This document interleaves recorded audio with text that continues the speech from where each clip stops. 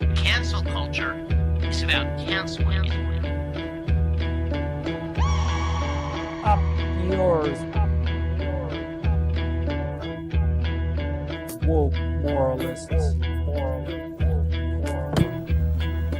Up yours. This is systematic bullying that's happening. And they believe that Cocaína.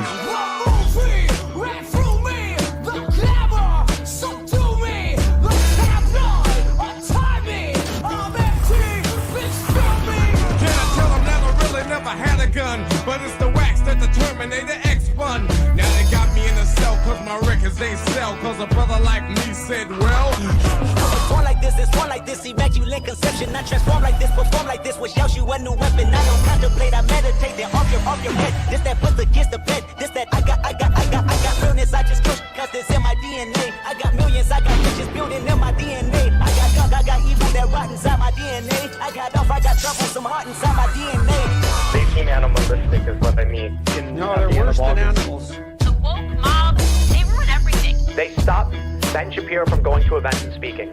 They stop Ann Coulter from doing it. I will never surrender even a single inch of ground to a pitchfork mob. You never cave to the mob. We will never bow to the mob. Ever. No matter what. Do you see the final expression of cancel culture in terrorist groups like We'll see who cancels who. They want you to comply. Hey, how we doing, friends? Hey. Hi, everyone. Ni hao. Yeah, hope you're all doing well using Oh, what I can see. Oh, geez. You're not even American. Like, yeah, we still have access to TikTok. What the fuck are you doing?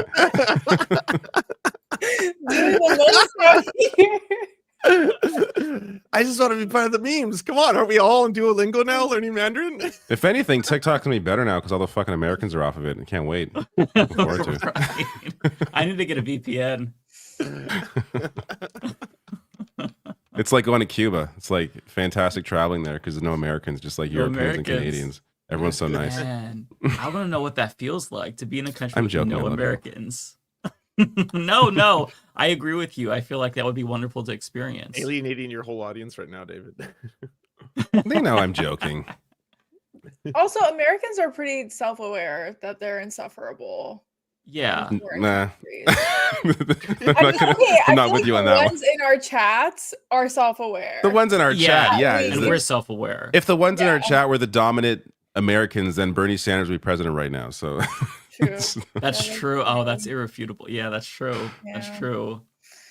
But Can't argue yeah. with this one. Yeah, we hate Americans, and look, I hate myself too. I'm not saying that I hate you all, but I'm better. No, I hate myself too. I hate Ariana.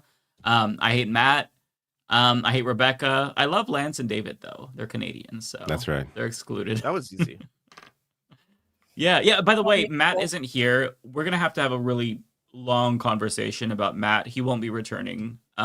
So just I don't want to get into it right now. I'm just kidding. I'm trying to bring it back. Every week there's like 2 or 3 people who are like, "Oh my god, why'd you kick this person off?" Like, it's like I got like messages after like I was like gone one week. It's like, why isn't David on the show anymore? Why'd you kick him off the show? It's like, motherfucker. Unless they're like fooling me, unless they're joking, and it's just like fucking me up. But it's always the most milquetoast reasons too. It's like, I have to go take care of my kids, or I'm sick, or something like that. It's never like, oh, something's really bad. Oh, geez, don't jinx it. I hope. I hope not. Yeah, knock on really wood. Knock on wood. We just traumatized the audience. We traumatized them. I'm so sorry. We're gonna still traumatize you. I'm mad at myself because this year when we took Thanksgiving off and when I took like a couple of weeks off, I could have used that opportunity to make like a fake press statement like I did the first year we had a show or the second year during Thanksgiving. I don't remember what it said. It looked like we were just canceling the show entirely. Legit. Yeah. And a lot of people were they were a little bit mad until they read the whole thing, or sad until they read the whole thing, or happy depending on Or they never read the whole thing and they never watched the show again because they think it's over. It's over. We lost hundreds. We lost hundreds of viewers after that. Oh man. Although we'll gain some tonight because I did what you all should have done. I updated that thumbnail because I assumed you all wanted to talk about a certain duo online. Not everyone has time like that, bro. You're like, oh, did you guys make your thumbnails? I'm like, dude, I barely left my apartment today. Like, I'm not even streaming on my usual channel. I'm just on my second channel, which, by the way, everyone should go subscribe because I'm trying to. So far, I've gotten like half monetization, so I can get super chats, but I can't put ads on yet. It's a weird. That's weird. They've added like extra tiers now. It's bizarre. But, I didn't even know there was a thing. Yeah, you're on the first tier. You have to get to the second tier. It's dumb because this Yeah. was actually the first channel I ever had monetized, and then they like changed the rules, and I lost it. This is like 5 years ago, but I lost it, so I had to slowly build it back up. But I'm gonna put out my top 10 games of the year at some point in the next couple weeks. So I'm excited to see that. I'll start putting some more content on that channel. We can start by talking about that before we move into the TYT drama. Because did you all hear the Elon Musk video game meltdown? Yes, I watched That's pretty funny. The breakdown of it. Yeah. Who did that video? I want to give them credit. I gotta find their names. I should find out. I will look that up. But yes, somebody, a couple of different YouTubers like broke down basically the fact that Elon Musk clearly pays a professional gamer to play Path of Exile 2 for him so that he can look like he's like one of the top ones in the world. Because then when Elon Musk was actually playing the game, he didn't know what the fuck he was doing. It's just like, it's so embarrassing. Can you imagine being that much of a fucking loser that you pay someone else just so you could brag about being good at Path of Exile 2 or like whatever fucking game? Like he was on Joe Rogan's show, and I guess he was bragging about being the top in some other game. Like, no, you're not, you fucking It was like clown. He said he was top 20 in Diablo 4, right? This guy that apparently works all the time. #1. He's such a hard worker that he has enough time to #1 in play Diablo games 4. all day to be one of the top in the world. Wow. So the truth is he's 54 in Diablo 4 if he's actually been playing it. And the other part of the story is that for his his ranking on Path of Exile 2, just for anyone who doesn't know, it's not a game that you can just suddenly become level 93 as if like that was something you did over the weekend. That's something you have to give up every element of your life. Like you cannot see friends, you can't have a relationship, you cannot leave the house, you have to poo in a diaper. Like you just have to grind 24/7 to be able to do that. And even then, even if you dedicated your life to it, it's very unlikely that you'll reach anywhere close to what he did. Like he's to get level 90 whatever it is, 97 in hardcore mode, as to I don't play that game, but to people who do, is just one of the hardest things in any video game ever. So it was very, very clear when he did his live stream, because not only did he not know how to move items into his inventory without dragging it manually, where everyone is like, oh my god, he's dragging it manually, why would he do that? It takes so long, shit like that. He didn't know that half of the weapons he had like paid someone to get were the most like they're apparently the most like precious items anyone's ever seen someone else have and show their inventory of, like the actual gamers of that game. Because he's like, it's not that impressive, I've got level 73 staff, not that great. And they're like, oh my god, they're like, it's the best item in the game. Yeah, that's like one of the greatest items in the entire game. Because he looked at the requirement level and he said, oh, you have to be 62 or whatever to equip this, but that's irrelevant. What's relevant is the weapon itself. And yeah, so my husband is huge into Path of Exile, so he was explaining it to me because I'm a boomer and I don't play that. And it is so hilarious. I also watched that video from Quinn, I think is his name. It showed him running past, I think it was a Chaos Orb. Forgive me, Path of Exile players, because I don't know. And that's like really a rare thing in the game that you get. I think that Moist Critical said that he was playing for 9 hours and he encountered one in that entire time. So for Elon Musk to just run past that, he's like collecting other stuff but ignoring that one. Yeah. And what I love is that like you everyone is a newbie at first, but like he's been if he really is that good, he would know all of these things. Yeah. It shows you how much unearned confidence he has, because for him to even risk playing that game on stream, like like for you to be that kind of person to not realize how easily people that know that game could spot that you're a phony. Like it kind of, for me, it's like a representation of his entire life. Like he has all this confidence, all this unearned confidence because of other people doing things for him. Like it's just incredible to get to this point, from the fact that he came from a very well-off family, to the fact that he hires people to do everything for him, to the fact that didn't he sue to get his name in Tesla or something. Like he didn't actually like he like took that company over, and then that was built up for him too. Yeah, that was built up for him too. Exactly. Like all this unearned success is wild. But you can't buy respect. That's No. what it's taught me. I honestly think he loves this like idea of, oh, he's a genius and he kind of just wants to keep that up. You know what I mean? Because I was literally talking to my mom the other day. Oh my God, I was at her house with my whatever. It was so embarrassing because my mom's sitting there and she's like, geniuses like Elon Musk. And I was like, oh no, no. For some reason with the Gen X and boomers, he's really been able to convince them that like he's a genius, that it just... Did you guys actually, speaking of this, did you guys see his little star whatever thing, his explode in the air above the Caribbean? No, I saw Like the video recently? of it. Like his, what was it? I didn't see it explode, but I saw it coming down. Like was it Like already the in? shards Was it already of in it? space and it was like disintegrating over? Yeah. From my understanding, and this is like what, his 7th or 8th, like I've lost count how many rockets he's I've seen a lot of exploded. explosions. But good at it that. literally just happened today where it was exploding over the Caribbean. Hold on, let me find the clip. As long as nobody died in that, I'm like super happy whenever I see one of his rockets explode. I get that it does environmental damage, but you know, fuck you, Elon. That's my feelings. Oh, I forgot about his. So he posted his character stats for his Elden Ring character as well, and That's what it was everyone so. laughed at him. You know, he actually played that game because his character did not make fucking sense. He was fat rolling, which you never want. Oh, when is this from? This is today. Here, I'll quickly Today, switch it. okay. Yes, you found it. Okay, I was just about to send it. It's honestly beautiful. Whoa. Yeah, that Beautiful space junk coming in. that would scare the Yeah. fuck out of me if I was living there. Though I'd be like, Yeah, what if you know is what the fuck's this? going on. Right. Yeah. I will say also it does create a lot of pollution. Like a lot of people have talked about the pollution that his explosions cause, especially this one's going over the Caribbean. Mm-hmm. I can't even imagine the amount of pollution they're gonna have to deal with after this. But he's also blown up a bunch of them, so Yeah. more to come, Stuff. possibly. Oh, Probably. definitely more to come. Yeah. Yeah. Okay, I'll Well- explain fat rolling with Elden Ring really quick. Some people don't know. So if you play Elden Ring, you need to be able to roll because big monsters want to kill you, and the way you get out of that is you roll out of the way. I mean, you could use a shield. So you never want to fat roll. That means you have too much equipment in your inventory. You need to dump some of that. He was fat rolling, and he knew it was fat rolling, and his inventory had 2 shields, which arguably you don't need one. I don't use a shield when I play Elden Ring, but he had 2 shields. He had 3 different summons. You can only use one at a time.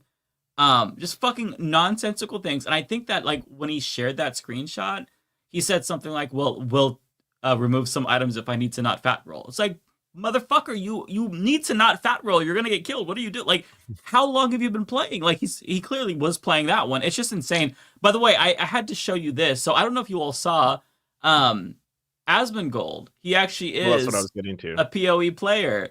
Yeah, and so Elon Musk saw that Asmongold made a video about him, took away his verification checkmark temporarily, brought it back, but then he unfollowed Asmongold.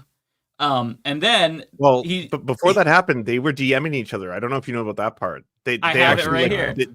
Oh, okay. They go back and forth, and before he leaks the DMs, apparently Elon Musk was talking to him about potentially coming onto X, and Asmongold is like, I don't know if I'm going to come onto X. And then Asmongold, when he found out that he's cheating at PoE, which is just so obvious that he is, he made an offer publicly. If Elon Musk can prove, like in any capacity, that he actually made that character and leveled him up, then he will switch to X. He'll go off of YouTube, off of Twitch, and we're talking about a public offer that is worth millions, if not tens of millions of dollars. This is one of the world's biggest World of Warcraft streamers, leaving 2 of the biggest, like, you know, the streaming networks to go onto his primary network, and all he has to do is prove that he's not a fake gamer, which is like a really easy offer. That's all it was to launch what you now see before you. Yeah, Elon is denying it, which is amazing. And then this is the DM that he leaked. So to show you before, so he was attacking Asmongold saying, okay, so this person just says, I felt the need to add my unique perspective to Elon Musk drama around Path of Exile. Elon is denying this. He claims that he actually is that good. And then he says, Asmon behaves like a maverick, quote, independent, but in reality has to ask his boss for permission before he can do anything. He is not his own man. Now, the reason why he says that Asmongold is fake independent, as you're going to see, is because he has editors for his YouTube channel. So I'm going to see if my editors... No, how are you covering this without me? How you doing this without me? You made it. Okay, perfect. We couldn't wait. I didn't know you were in on this. I bet he has some extra tea for us too.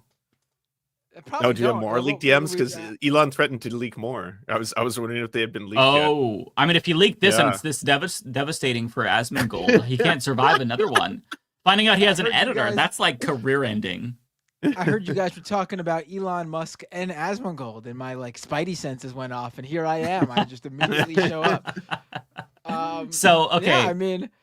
Go ahead. I don't want to cut you off. You're okay. in charge here. Go ahead, Mike. So Asmongold says, "Well, thank you so much. I of course am doing an amazing job." So Asmongold says, "I'm going to see if my editors might want to make a second account for it even." And then Elon responds saying, "Who are these mysterious editors?" Like he's never heard of a YouTuber or streamer having editors. And then Asmongold explains. 2 guys, they basically run the entire YouTube account. So basically any content I post is edited or uploaded by them, and they just get a cut of the ad rev. It's super good. It's a super good system, to be honest. Almost everyone on YouTube doesn't. Now, again, I got to go back so you can see the way that Elon described that. Asmon behaves like a maverick independent, but in reality, he has to ask his boss, i.e. his editor, for permission before he can do anything. He didn't know what a YouTube editor was. He is not his own man. I mean, the level of embarrassment that I feel secondhand is just, it can't be overstated. Like, bro, what the fuck? So sad. It's so sad. It's embarrassing. That I don't know how anybody that is like knowledgeable and follows into stuff like likes him anymore. Like at this point, especially the gamer stuff, because like he has a, I'm sure he's an audience of like right-wing gaming morons that like him. But after seeing this, that he's such a fucking phony, they can't possibly still think he's a genius. I mean, I'm pretty sure, like, based on how his reaction was, I'm pretty sure, like, he thinks that video editors, or at least how Asmongold referred to them as just editors, I think Elon thought he was talking about, like, editorial editors, like, editors as in, like, a for a newspaper has an editor. Yeah, because... who in their right mind, if you know anything about how video editing works, thinks the video editor is the boss? But you do pitch and get assigned stories in the in the journalism he thought world editorials. based on what your editor. Does he know what Asmongold does? That he's like his video? That's like, some serious. How fucking stupid is this man? That's some serious. You're talking about a man that lives like a Neanderthal in his room and like lives, eats, breathes. Who could afford to hunt Asmongold for sport? Editor.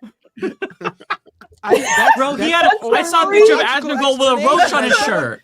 No, as someone who's worked in both professional filming worlds with back in the day, and someone who does I'm an editor. Journalism, that's the only explanation I can possibly have, that he heard the word editor, and instead of thinking video editor, he thought, because this is Elon Musk is in this phase of his life where everything to him is like politics and woke and journalists and the press out to get him. Like he is he automatically responded with mysterious. thinking That was his response. Mysterious. I was like, Swiss cheese. Right. Who are these mysterious editors? Who are the mysterious editors? No one would ever refer to a video editor that way. I've got one more for you though. Like even like professional film editors, like who like edit movies, they sit down with the director a lot of times, who's their boss really, and works out how the edits go. Like, yes, sometimes editors take their own creative control and do something with the footage that the director might not have had in mind. But at the end of the day, the director has the final say, or the studio has the final say, or the production company has the final say, not the editor. That's not how it works in journalism, though, where the editor looks over your work and edits and sends things back and asks for more information or to clarify things, or will decide not to publish. They're not the same, though.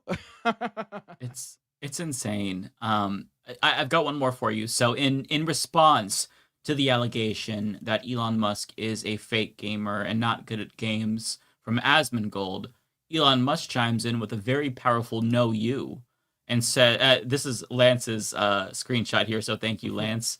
No other way to say this, but while Asmon is good at caustic commentary and making fun of people, he is not good at video games. Got him! Like, is this a 12-year-old? Are we really talking about a 50-year-old man?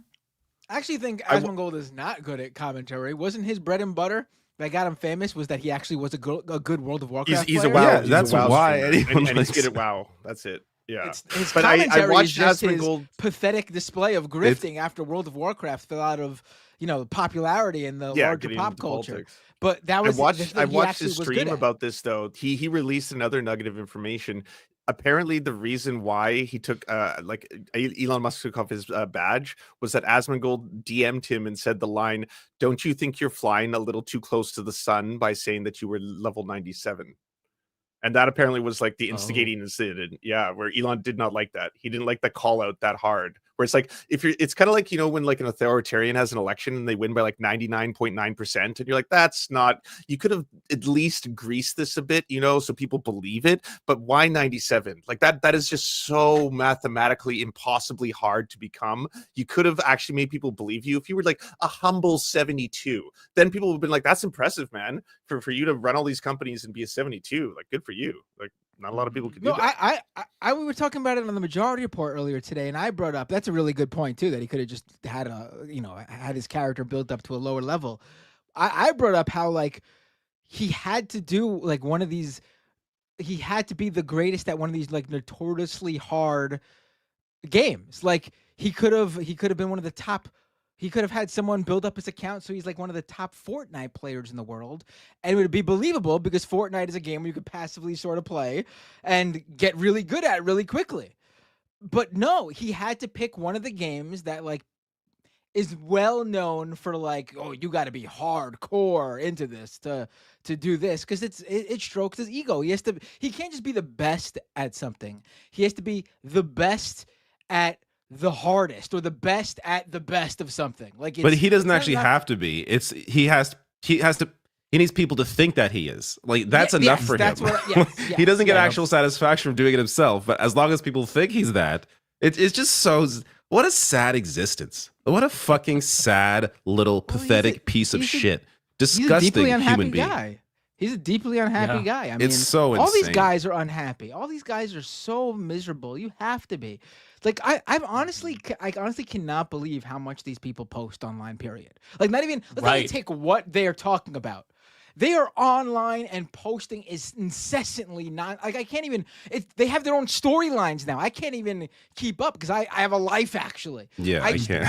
You have to be a deeply unhappy person to just be them in general. But then to also believe what they believe, you have to be the unhappiest of the unhappy. We're talking about the best of the best. You got to be the unhappiest of the unhappy. Ian Miles Chong.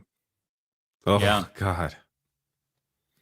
Yeah, Elon, if you want to get into a game, you should play Minecraft. What's wrong with Minecraft? I'm really feeling Nothing. like the DI You should definitely play right Minecraft.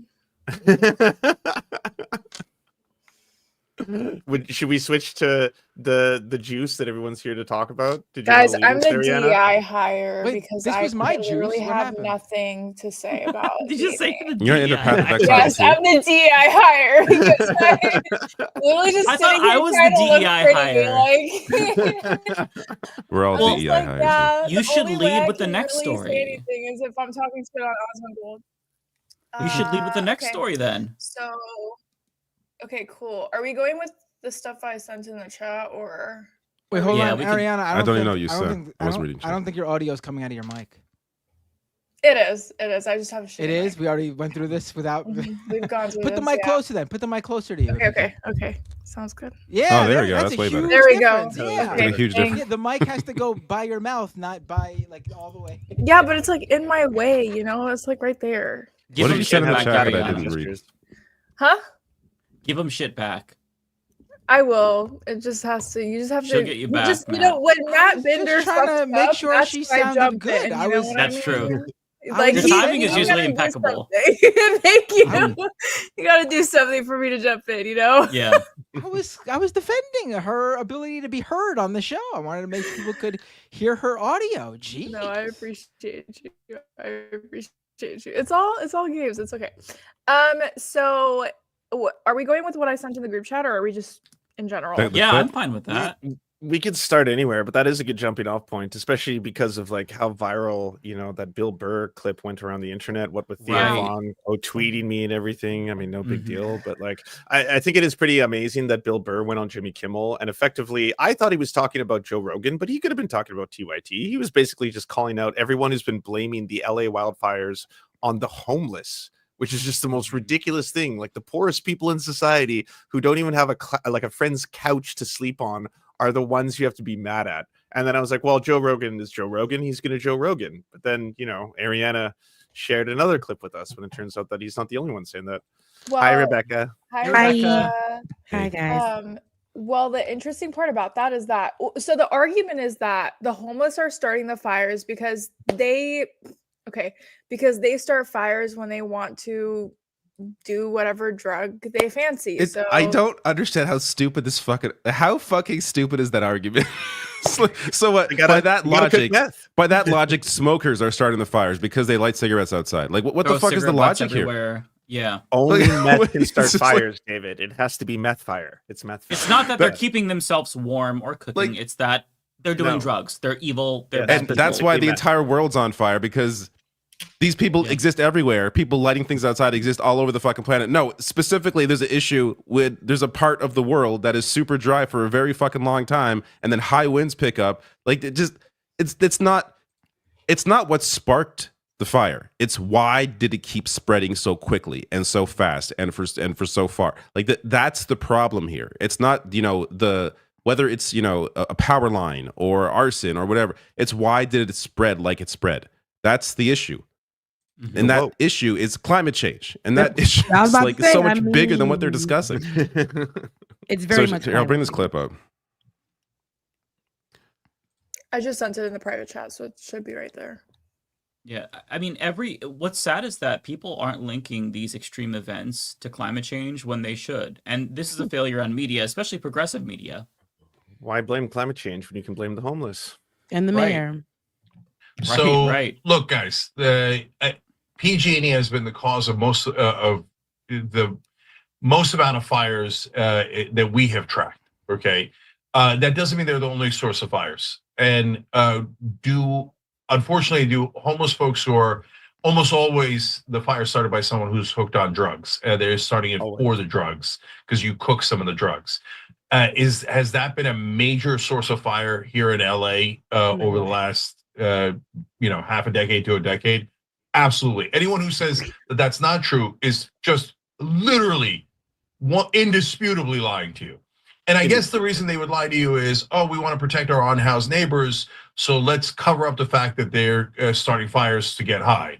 So, but remember, not all homeless people are the same. That's the minority of homeless people. We're not trying to be, say anything disparaging about homeless people. We're just telling you a reality. Oh, and you covering not? it up doesn't help great. at all. So, look, guys. I love that. Oh my God, I can't believe that this was what you guys got me coming into. I didn't even know this was a thing. It's just Who so needs fucking Fox stupid. News when you have TYT? Yeah, I know. Who needs Breitbart? Who needs Newsweek? Who needs Newsmax? It's right there. He really blamed the people. He said that people are starting. Let me get this straight. I just want to get it straight. So he's saying that the people are starting a fire. The people who are doing drugs are are the ones responsible for starting some of these fires. So we need to look their way because they're on drugs. And this is an actual thing, even though people are going to say it's not. This is true. But there's no numbers, there's no statistics, there's no research. He didn't present any evidence. And let's assume that it's true. Well, then what would the solution be? It would be to not be more cruel to homeless people. It'd be to get them in homes. But that's so fucked up. I'm sorry. Like, if you are a homeless person and you're doing drugs, I don't blame you.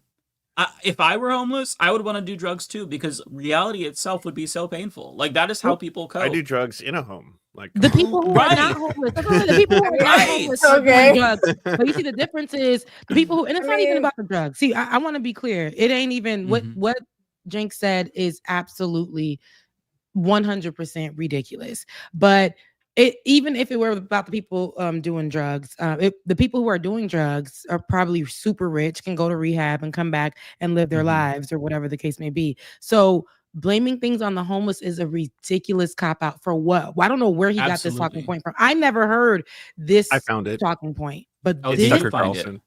It's like, Tucker Carlson. Stop. Yeah. Do you have an actual clip or?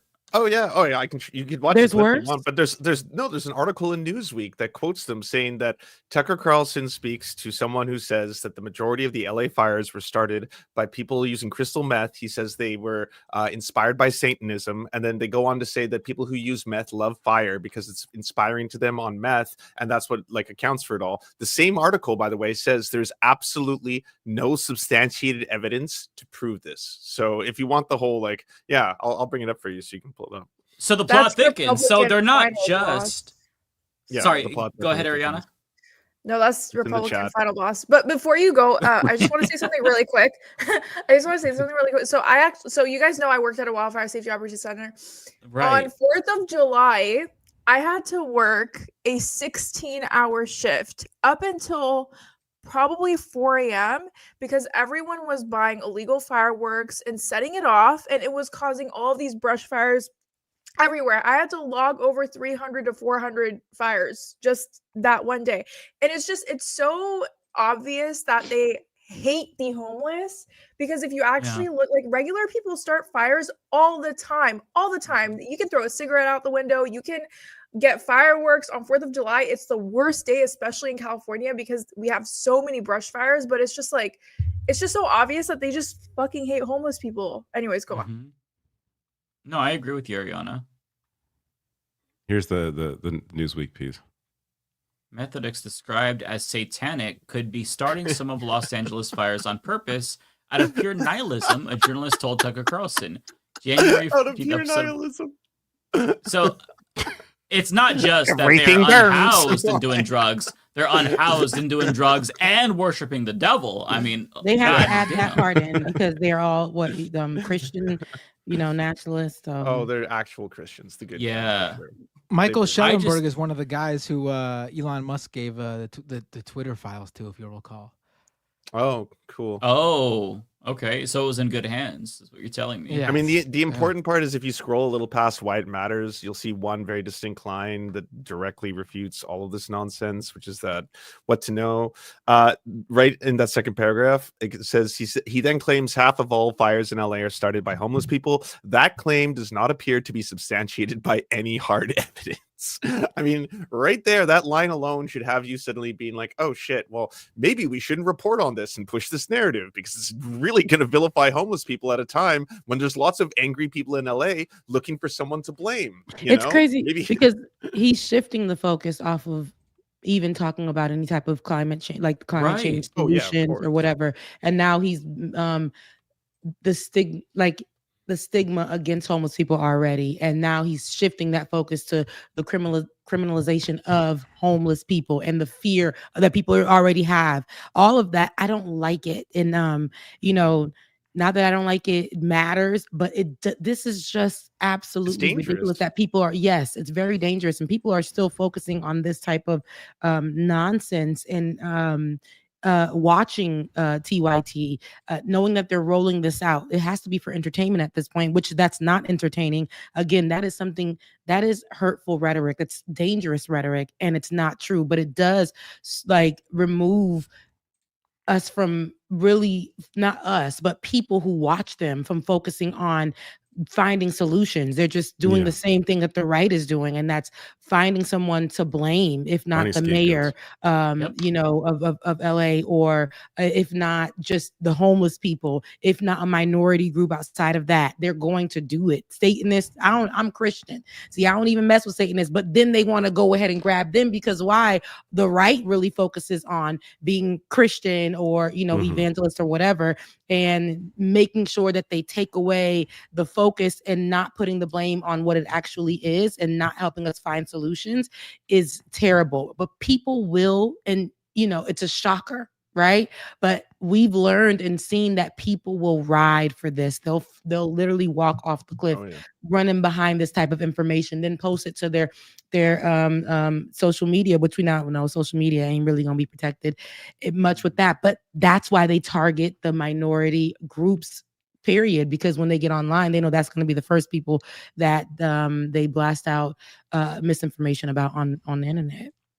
Why go after insurance companies? Why go after the fossil The fuel real issues. corporations? Why go after the elites? Why go after anyone with power? Go after the powerless. Literally, people who sleep on the street because they don't have a house to go into. Like, it's so ridiculous. When this goes back to like the basics of what they're supposed to do, like they have a massive platform, and you would think instinctively Cenk would feel that to make such an extraordinary claim would require extraordinary evidence. Like if I said something that I thought like that my audience would feel maybe seems outlandish, I would want to supplement that with evidence, like some data, maybe at least an anecdote or two, even if that's not sufficient. But the fact that he just dropped that, provided no evidence, and just like let it Mike, marinate. The January 14th episode of Tucker Carlson is what he could have cited. That's true. That's true. It's sad. Look, we've been on their asses like stank on shit lately, and you would think that they would see all this criticism. It's very clearly getting to Cenk and Anna because they watch all of our criticisms, which is wild to me. But like you would think that they want to prove us wrong. They do. They watch it all. They watch it all. Wait, how do you guys know? Really? Oh, because I'm so pure. No, they watch. Max Lefting over here. Max Lefting. And then let your criticism go viral. They're going to have a whole segment about it on their show.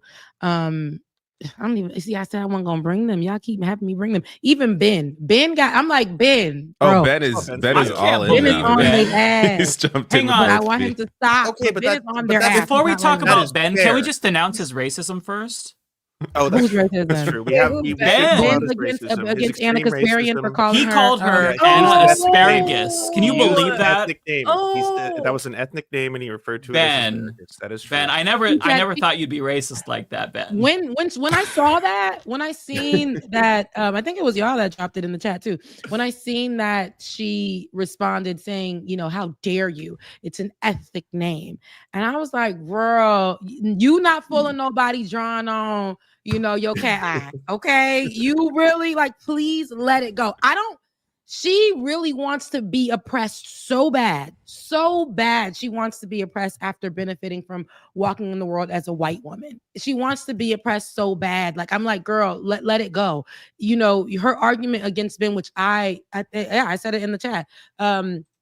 What she really wanted to say, adding that into the conversation in her tweet, she said that you aren't, basically she told Ben that you aren't good enough. You're mad because we picked Rashad Ritchie over you. No. She tried to pit them against each other. Saying so that was her cover, right? My problem is you chose the black man, the other black person on the show. There's other people that had their own shows on your channel, but you chose the black man, which lets us know that this was the better black opportunity. This black was better than you. You see how you're mad because we chose the better black. There are other people on the shows that you can compare to, and that's how they know. I know that it wasn't true. They're racist. I don't give a damn what nobody say, and that's why I'm like, that's a dangerous place for a lot of people, because in the beginning I didn't know, to be honest, who they were. Ben introduced me to these people, and so because when I want news about black people, I'm really gonna go look at people who are black who are giving news about black people. But these people were at the forefront. You don't come to me. They had a larger platform.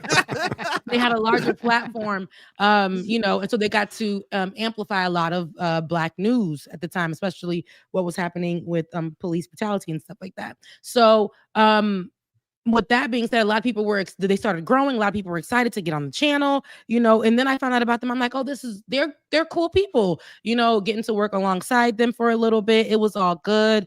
Having Anna on the show during COVID in the beginning, I'm like, oh, she's so sweet. She's so kind. Oh my God. And then them showing their actual faces. I'm like, oh, I believe that's what they are. I don't even want to mess with that. Like after the whole thing, I'm like, no. And Like It or Not is our show, Like It or Not is with Rebecca Azor, so it's my show. But it's on the Benjamon Dixon channel. So her saying things about the show, or us even having our show and things from our show on that on their channel, and them using it, but them not trying to pay. It's real. That's an actuality. I was there. But so all of that stuff, Ben was talking to us about working with them, all the things. We were doing all of it.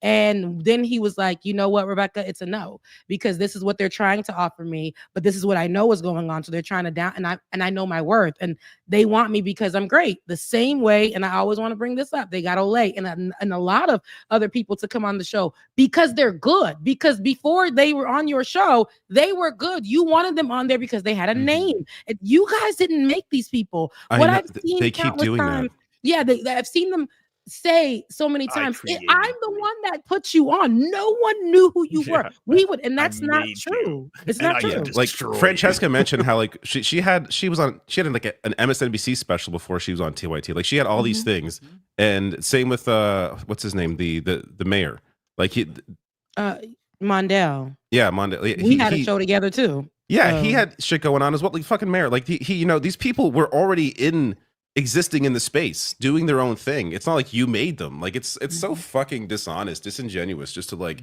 act like, oh, we started all these careers. Like, no, you fucking didn't. It's clownish. Well, and Anna's framing of the situation with Ben, like Ben provided the receipts and said like, they offered me a show. Anna's pretending like, he's mad because Ben got rejected in favor of Rashad. But no, they offered Ben a show. He just said no. And this isn't the first time that Cenk has lied. So he was... Well, they were also uploading his content from Facebook to YouTube and not paying him for the that's what it was. Yeah. Right. Yeah, like, he provided contract receipts for that. The contract specifically said that he would get paid if they did that. Yes, right. no, we need to get Ben on. We're talking about Ben. That was literally the contract, and they were using at the time our stuff from our show. So they were saying, okay, well, so Ben said, you guys can use our stuff, and we'll start out like this: pay us for each thing that we give, and whatever. I think the one thing that they used for me was some story that, and it probably is still on their TYT channel or whatever. But for me talking about some Karen inside of a store or something like that, and then Ben was like, yeah, we're not doing it no more. So other than that, and he there was a contract. All those things are true, what Ben's saying, and I hate that Ben is having to prove himself, and I don't think he's having to prove himself, but having to clear the room, because I feel like he has so much amazing work. I don't want it to be focusing just on them, but they keep coming after him, and I think that they're trying to pit him against, Rashad Richey, which is a problem because they may be good in the background, but in the space, people may be thinking that they're against each other, and he's not in that space anymore. Like he ain't trying to fight nobody online or whatever, but they're going to keep on poking the bear with Ben, and Ben is on his Jesus tip. Okay. He's past the Ben now. He ain't got time for the stuff, but it seems like he got time for this stuff. And I want him, I feel like, time. I want him, I think after this, I'm going to have a conversation with him because I don't think they need, I don't care for them. I think that it's already clear, right, what they're trying to do. And they're going to stand 10 toes down in the fact that they got the better black, which is in fact so terrible for them to keep putting out that type of that talking point. And it's terrible. And I know Ben hates it because he doesn't like the idea of white folks, being over like two black men and having that. He will not stand for it. And dividing and conquering. It's so fucked up. Yeah, and that's what really bothers him, because that's not the case. And having them be like they're the best, like, at some point a lot of black people trusted them. And I said this, and I stand on this too. Any minority creator, black or brown, who goes on to TYT for anything, be careful and be mindful, because even before that, Ben and I were at another place and they tried to pit us against each other, and it was a white place and white place, but we had white bosses in media, and they tried to pit us against each other. And so I always say it's like when you see people automatically show themselves like that, they're no longer allies, and they try to get y'all to be against each other for their own gain in some way.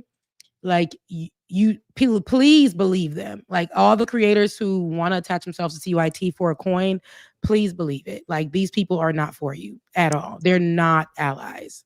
No, I want to add to that too. I feel like, especially being someone that's Iranian in this space, there's already this mindset of there's only room for one of us.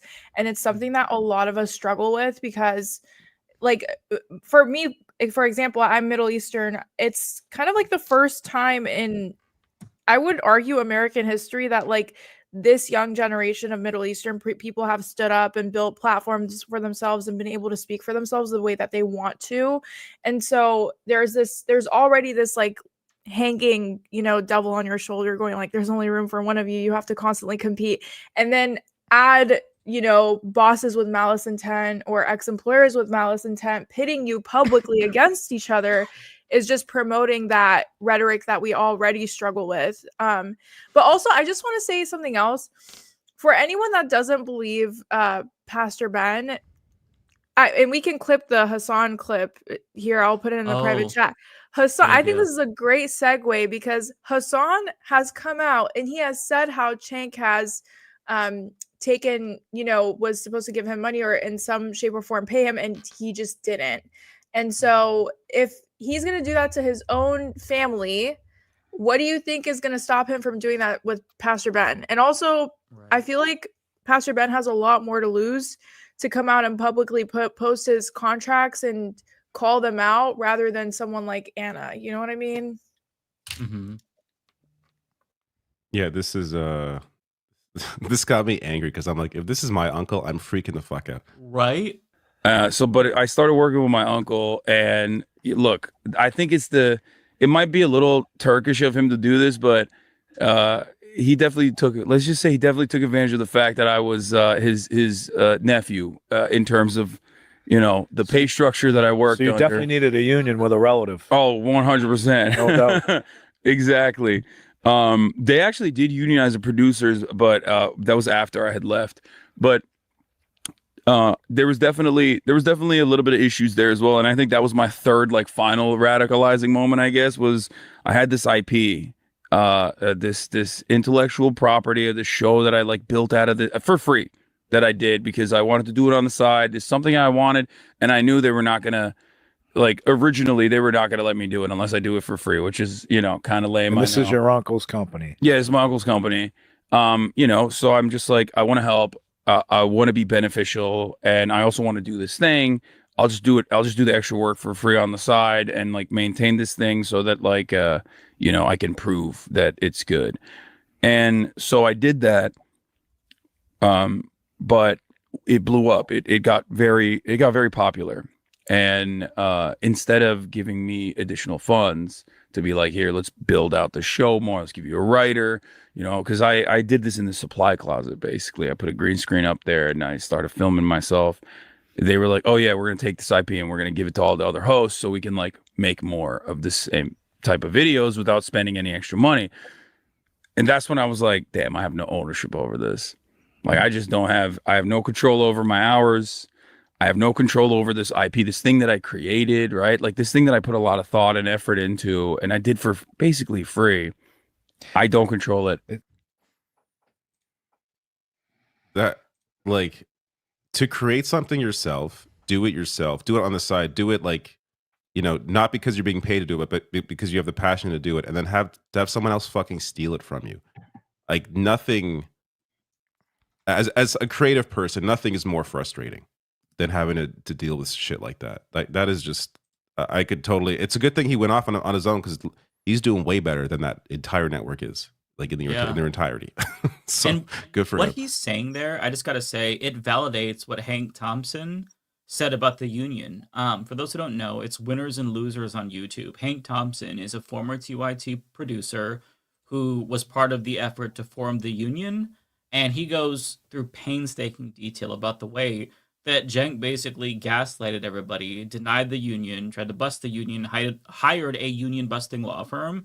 And if you watch the documentary, it is crystal clear that that's what Cenk did. But when he was confronted about it, a caller, we played the clip a couple of weeks ago, a caller said that Cenk was a union buster, confronted him about it, and Cenk denied it. When it's factual, yes, they have a union now, but Cenk fought the union.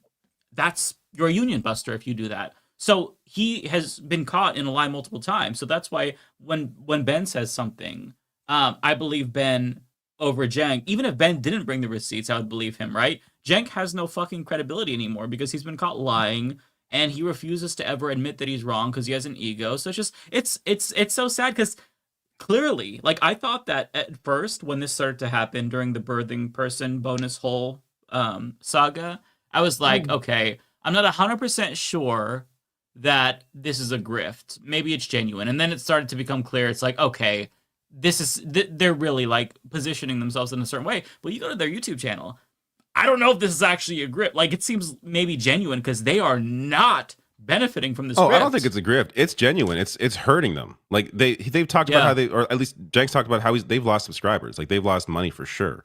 Right. So it's not. If it was a grift, it'd be, they would be doing this for money. You make the money back up with the poly market. I mean, the poly market, I'm sure, is helping. Hell yeah. But I think you get that anyways. Like, they're not getting that because of their positions. They just get that because that if you're willing to do any sponsorship, then you'll take shit like that. Like, I was looking at Polymarket Studios today. You can gamble on the LA wildfires. You can gamble on the ceasefire of the genocide of Palestinians. You can put money on that if that's something you ethically want to gamble on, about whether or not more. Somebody on Twitter said if ceasefire will be reached. Someone on Twitter said if you're gambling on wildfires, then it's time to check into an institution. Like, get some help for your fucking betting because you got a problem. Also, I totally forgot that the TYT connection with Polymarket, because I want to say, he was talking before about this whole thing started because of that clip with him talking about baselessly claiming homeless people are partially responsible for the fires. Let me just say this: if there is an option to bet on wildfires, you don't think eventually there's going to be someone who goes out, makes a bet, and then sees through to make sure that bet comes true when we're betting on wildfires? I never even thought about that. Like, that should be illegal to do. Yeah, I bet there's going to be a wildfire in such and such at this, this time you got something there, Matt. And then he runs out and does it. I mean, you know what I mean? Like, people will. Desperate. Like, I'm joking, but also I'm joking because it's so friggin' hilarious that it so obviously could be a really true thing that could happen. Absolutely. Right. Does Netanyahu have any money tied up in the ceasefire? I mean, on Polymarket? Like, that is, I never thought about that. That's a great point. Wow. That's evil. That's really fucking evil. People are evil, just like Cenk and Anna.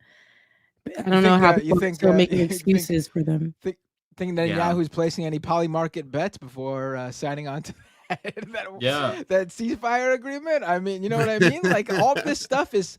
all these things you could bet on Polymarket, there are people out there who can actually rig whatever it is that they're betting on to make it happen so they make money.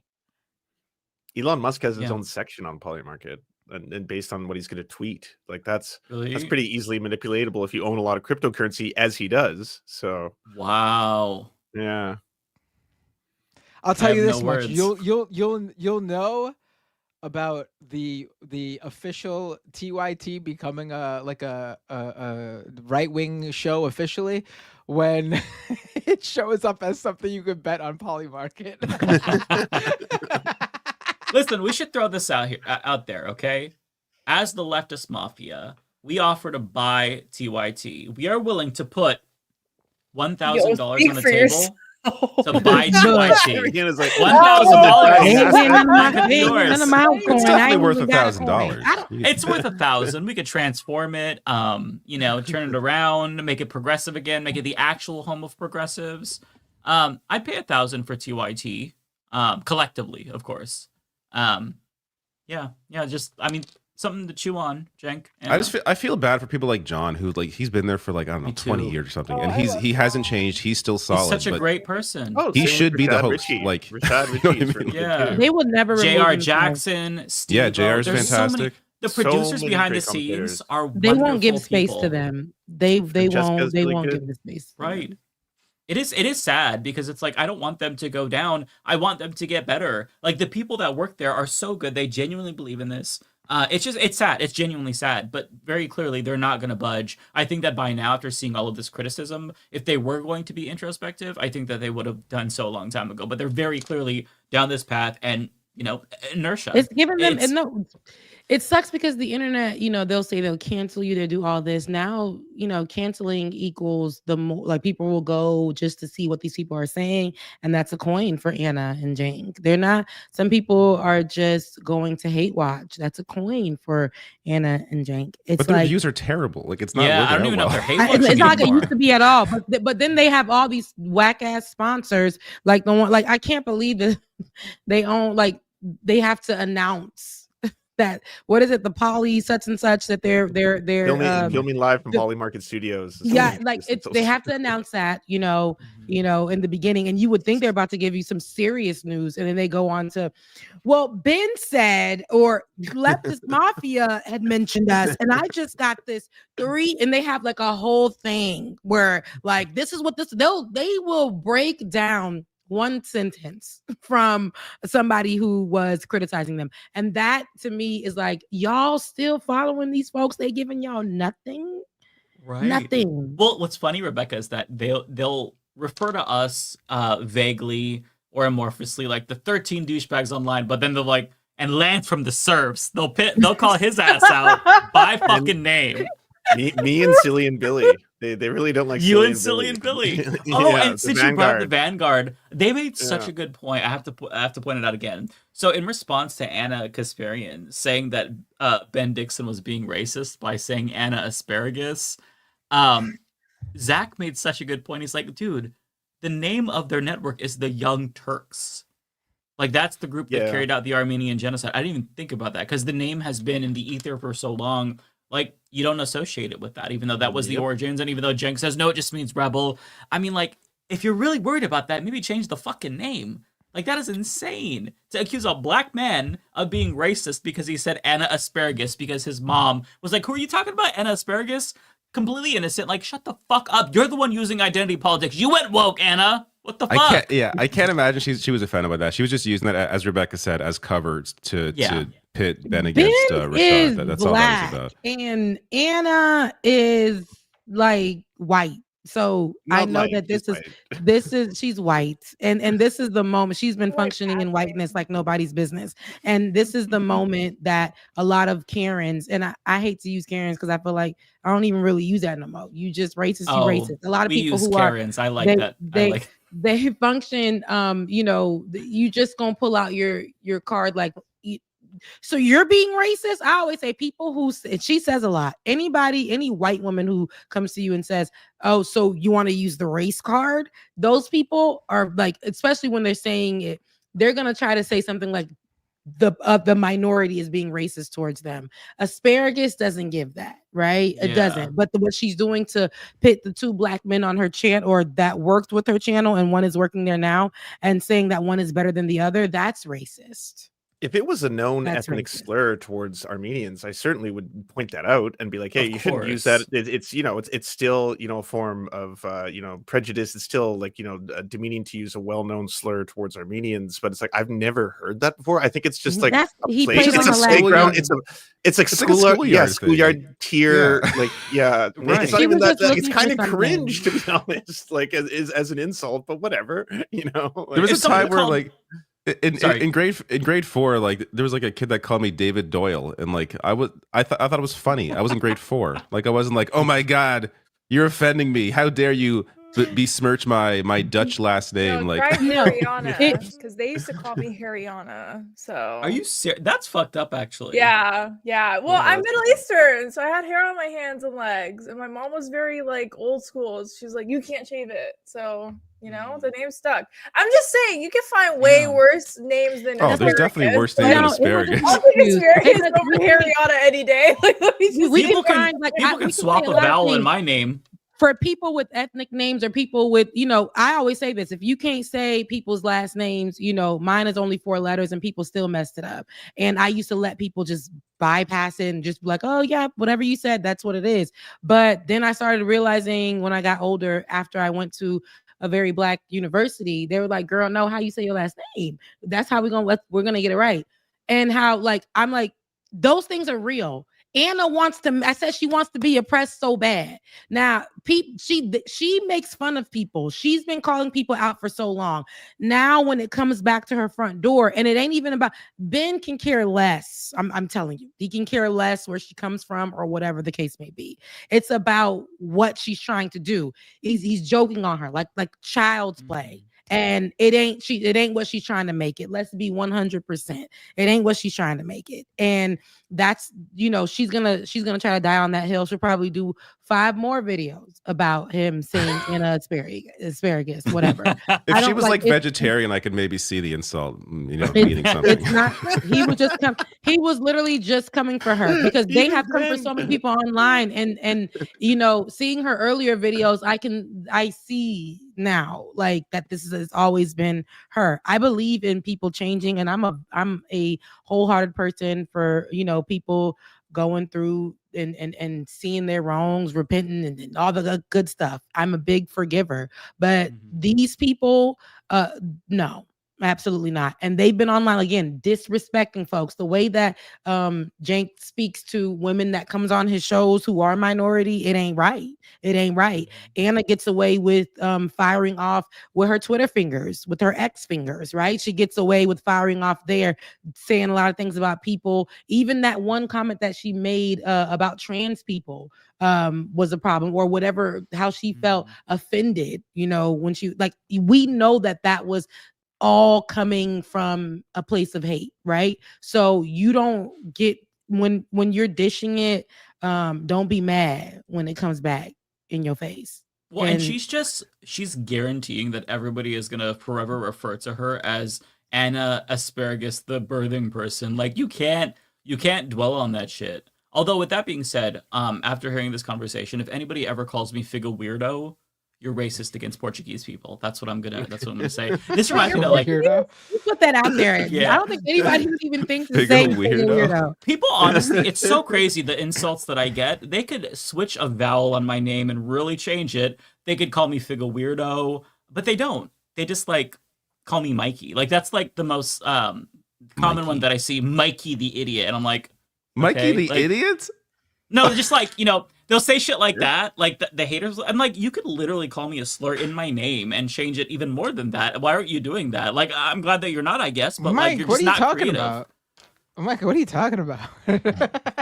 People call me the irrational national. That's right through my heart. Never heard that one before. On that note, David, they'll also go, very humanist. Like when I did the whole fuck his family and I went through that, so many, if you look at the fucking tweets, so many of them, very humanist. It's so fucking funny to me. Oh, I remember there was some dork calling your show the Rational Nationalist and pretending you were right wing. What an asshole. Oh my God, that jerk. Okay, that's funny.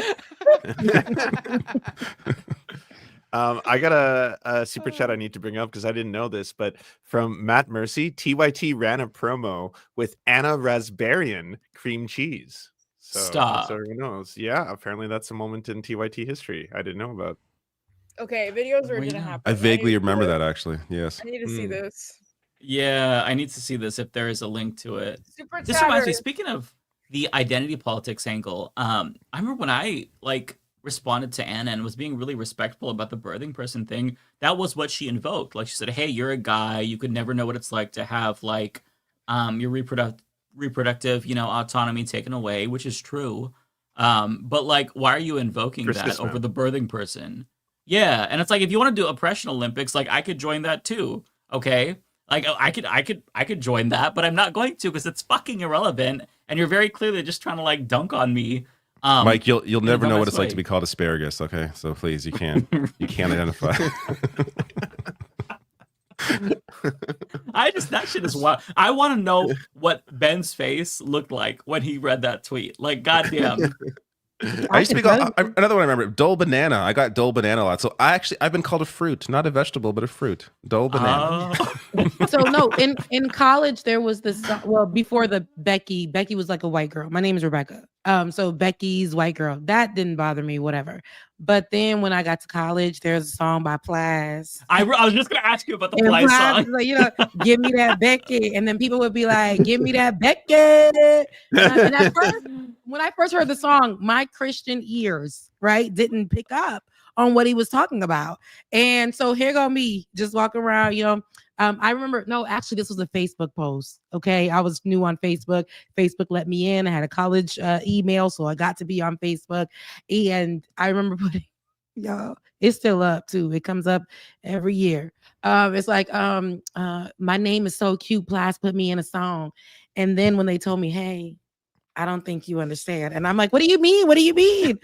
My football homeboys was like, you Rebecca, you don't want them to be saying that to you. And I'm like, why? Like, give me that Becky.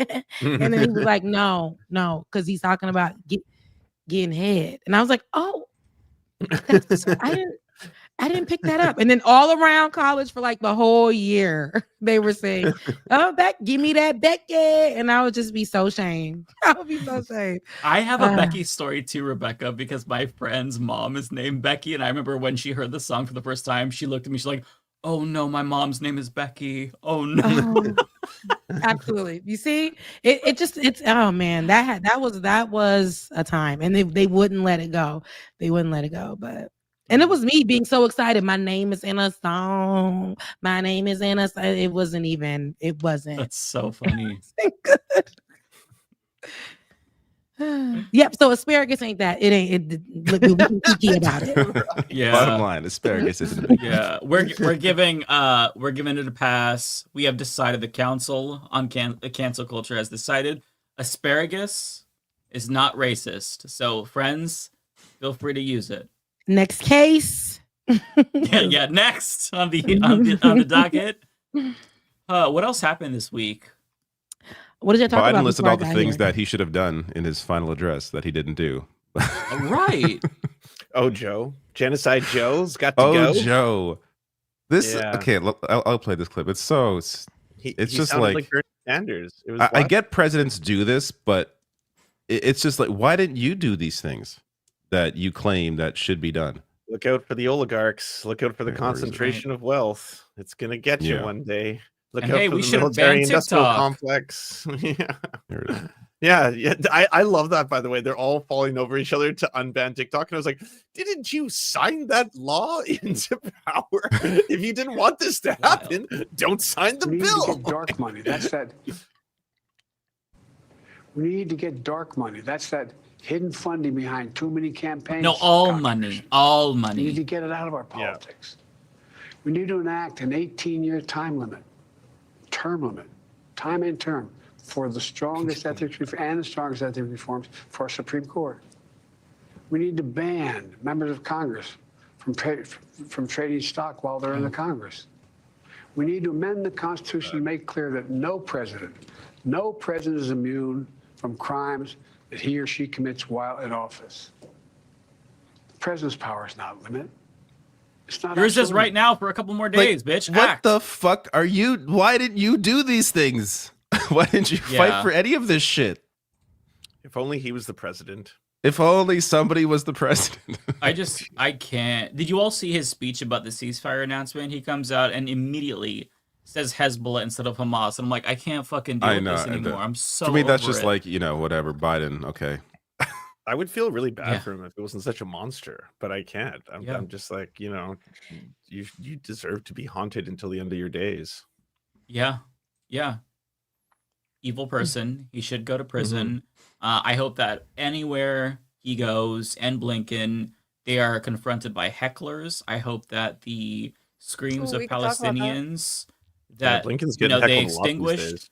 haunt them every single fucking night. Like they're just they're genuinely evil people. Yeah. We can turn to I got a Joe Rogan clip, and this is not the forest fire one. This is a Canadian one. Oh, this one's ridiculous. This video, let me bring it up. Let me find this. Is so fucking stupid. He has shit for brains, is what I said on Twitter. I think he has shit for brains. Like literally shit is in his head because this is so fucking dumb. I cannot believe how uninformed this man is. If you can't express yourself and say, hey, this is fucked up, this is crazy, why am I doing this? Like these studies. He's speaking about Canada. If you can't express yourself and say, hey, this is fucked up, this is crazy, why am I doing this? Like these studies show that you're not correct. Like if you can't say all those things, which right now you can't do in Canada, it's not the same. Like their ability to express himself on the internet has been severely limited. It's real weird, man. What the fuck are you talking about? I'm so sorry, David. I didn't know this. You guys, I don't know what he's talking about. It's real weird. We don't have free speech. You could walk there. If you wanted to, you could walk there. And it's fucked. It's like it's on the same patch of land as us, and it's fucked. It just shows you what can happen here if you don't have the right laws. Because people like that fuckhead, Justin, they pretend you guys that are on first name basis. Yeah, that cocksucker. They pretend that they're, and I don't talk this way about anybody. No, I'm really surprised. I genuinely despise really people like that. And I think it's good to say it publicly because people need to understand like what these people are doing. These people are leading you on the road to legitimate communism. Like he's leading that country on a road to legitimate communism. It's very dangerous. Just and I think most Canadians are fed up with it. Oh my! Wow. What the fuck is he talking about? Party up there. Like it reminds me couldn't of spell communism. Did you see all the people who were like so mad about all these like Gen Zers going over to Red Note and they were posting like on Red Note you can't talk about certain topics, and I was like, they're leaving an app that your government is censoring altogether. they're just getting rid of it. Is that not censorship? Like what? They have no self-awareness. Yeah. Let's just finish this clip. I forget where he goes here. So much control. And he's been forced to resign, so he's got to step down. And he wasn't, to be clear, he wasn't forced to resign. He chose to resign because polling is not looking good. He's been in power for 9 years. Anyone in power for that long, I mean, there are legitimate issues in terms of cost of living and everything, but like anyone in power that long is not going to have a big support base. Just hopefully they don't get some new slick talker to con them into the same old bullshit. Hopefully someone comes along that has like real meaningful change. Yeah. Like wow. What speech? Nothing has changed in terms of speech. There's no difference. Nothing was passed that has limited. Lance, can you think of what he's talking about? Like we watched that clip I'm in Canada and I watched that clip. I'm okay. I think. Oh yeah. Everything's okay. Well, let's hear both of you say fuck. Fuck. Fuck. Oh, it means seal. Okay. They're coming. They're gonna arrest you. You don't it's have funny free because speech. the actual only limitations on me are ones imposed by YouTube, an American company, and what are in their terms of service. Like that's the only limitations imposed on me as a Canadian. It's nothing. I always forget that you guys are not American. Right. But like Joe Rogan said, you can walk there. Like you can walk to Canada. Did you and know it's a you can whole walk? different world. You can't do anything here. It's like taking the train from the 3 train and taking it straight from Brooklyn into the Bronx. Well, and people like David and Lance would never admit this, but they do have free speech. They call me the F slur behind the scenes all the time when we're not on camera. I'll just do randomly. Yeah, David would just text me randomly when I'm making dinner. I'm like, damn, they need to restrict their free speech over there. They got too much free speech. That's how we get it out privately through text messages to you. It's the only way I can do it. It just goes to show you bizarre. though the potency of right-wing propaganda, because it's very clear that Rogan is like in that echo chamber and all he's getting now is just right-wing misinformation. And when that's all you consume, like your brain becomes pudding at a certain point where your entire perception of reality is completely skewed. It doesn't matter how much money you have. You're susceptible to propaganda the same way all of us are. So just to see the way that his brain has like devolved ever since COVID in particular. I mean, he was always a dumb fuck. I always hated him. But like since COVID, that was when I think it really it broke his brain. Whatever common sense remained, it went poof during COVID. He had there's like one last good episode of his show, and it's when COVID started, and he had on some scientist, I forget his name, but somebody who broke down what was happening, what was going to happen. It was very clear, like it was scientific, it was smart, it was great. And then since then, whoever the fuck he was talking to, it's just completely swung in the full-on conspiracy, right-wing, absolute insanity, insane bullshit, and he's been on that path. And getting worse every year since then. Damn. And he's not losing popularity. Like with TYT, them I think he probably making is a this little pivot, they're paying for it. With him, he's still very prominent, right? Like he says something, it'll make headlines. So I wish that there was a response from the audience. I know that his subreddit hates his guts, so they've turned on him. Like the longtime listeners, they don't like this new trajectory that he's been on, but I wish that more people would tune out, because I bet that like a lot of regulars that are apolitical who don't really follow a lot of the news, they're just listening and they gobble up what he's saying. So like there's probably a large number of people that just followed him to the right, which is sad. I wish people would cancel him, like actually cancel him. His whole Reddit page turned on him, didn't they? Like his whole Reddit page is just like them making fun of him now. Like they used to be like a page that supported him, and now they're just like, yeah, this guy's lost it. Same like Dave. Check the chat. That super chatter sent in the raspberry ad. It's only a minute long, so if you want to see, you found it. See Yay! Oh, look at that! I do.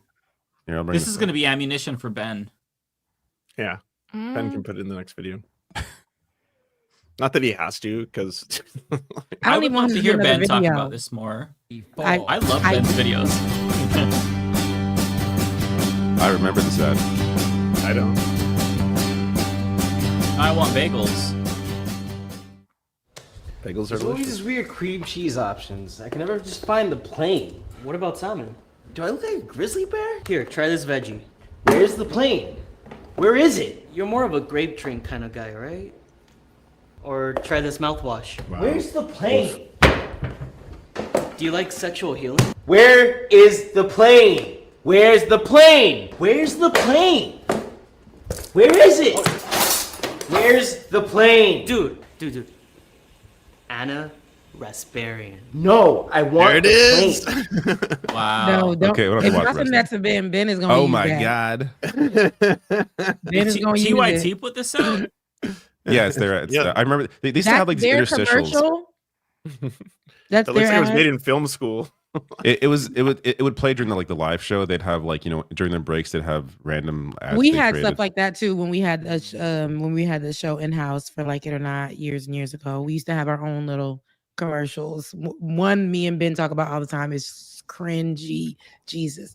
But they really took labels and put them on the cream cheese. I have no issue with the ad. I mean, if anything, it was probably like a creative outlet for these people to kind of just have some fun on the side. Like, this is back when TYT had some fun, right? Yeah, true. And now it's not quite the same. They had just some casual racism. That's fun, David. Come on, Anna Rasparian. Yeah. How dare they be smirched? You know what? It's true. Like she's over here talking about asparagus, and you was letting them play with your last name with some cream cheese. Mm-hmm. Like, what are we talking about? She gave them the pass to use her name like that. It's just so ridiculous. Yeah. So I feel like we also have to talk about, we kind of touched on it, but the resident Gen Zer should probably give us the breakdown on the TikTok situation. Oh, I was going to say, please bring us up to speed. I follow this, but I feel like Ariana has such a better understanding because I have of everything. Words. Mike's video was great, by the way. I would also go watch Mike's video. Thank you. I tried as a boomer zoomer or as a boomer millennial. I don't know why I said I want to be a zoomer. You are not a boomer Canadian millennial. How old are you? You say you're 34. I'm 37. So I'm up there. Yeah, I'm up there. Rebecca's face when I said that 3-year difference made a huge. But I'm 34. Okay. So, but you're only 3 years older than me. You're not a boomer. Yeah. You're the other thing before it. I'm just like an older millennial. I don't know. No, I guess I'm not necessarily older. No, you're just a millennial. No, I don't know. I'm not good at that. Well, you a millennial. You can just leave it be. I aspire to be a Zoomer and a Canadian. I have an identity crisis. It's a whole thing. Ariana, what's going on with TikTok, baby? What's happening? Okay, so first of all, go watch Mike's video because I agree it was a really good breakdown. Thank you. You're welcome. So obviously we know that they passed that it passed. It's a bipartisan bill. Both Republicans and Democrats supported it. It passed a while ago. Now the limit is up. They were supposed to either sell or they're going to get banned. TikTok has always vehemently said that they will not sell, and they've always stuck to that. The Supreme Court heard their, arguments, not looking good. The Supreme Court doesn't seem like, I can't remember if they did put out their decision or not, but from the questions that they were asking, people were like, okay, they're definitely leaning towards not allowing this app to be accessible. And then a senator tried to go and put out a bill to extend the ban date so that it's available for longer. And Tom Cotton was actually the senator that was like, no, get that out of my face. Oh, of course you did that. Yeah, it was Tom Cotton for sure. So right now, the 19th is the last day of TikTok for Americans. We're not going to be able to access it. Basically, when you try to open the app, it's just going to show you like there's a ban, and then it's just going to redirect you to a website that explains the ban. Now, I have heard rumbles that if you get a VPN, you can probably access it. But I don't know how strict America is going to be in a sense where they're going to put you on a terrorist watch list if you do that. I don't know. So I don't know. Do what you want, but that would I'm just saying. Why would they do that though? No, they won't do that. That's insane. They put you on a no-fly list, maybe. People have been on for really no-fly list for being on TikTok. Something, I don't know. So is it coming back or not? Because the consensus, I people went online and said, since Biden said he ain't even messing with it. That's not his business. He said he's not going to enforce it after he signed the bill. So then I guess leaving it up to Trump to have the fate of it. But I feel like, Trump would love it to say that he saved TikTok for the children. Oh, for sure. So I feel like for him, this is a great opportunity. Donald Trump, I feel like he's a great opportunity. He can't wait to get his hands on this type of thing so he can say, look what I did for America. I'm the one that did that for y'all. Yeah. So no, he's doing the same thing with the ceasefire too. I mean, it's the same 1980 Jimmy Carter, Iran hostage deal where Carter was working on it for so long, and then Reagan just comes in first day and he's like, look at what I did, when it wasn't actually Reagan that did anything. But no, you're right, Rebecca. It's the same exact MO.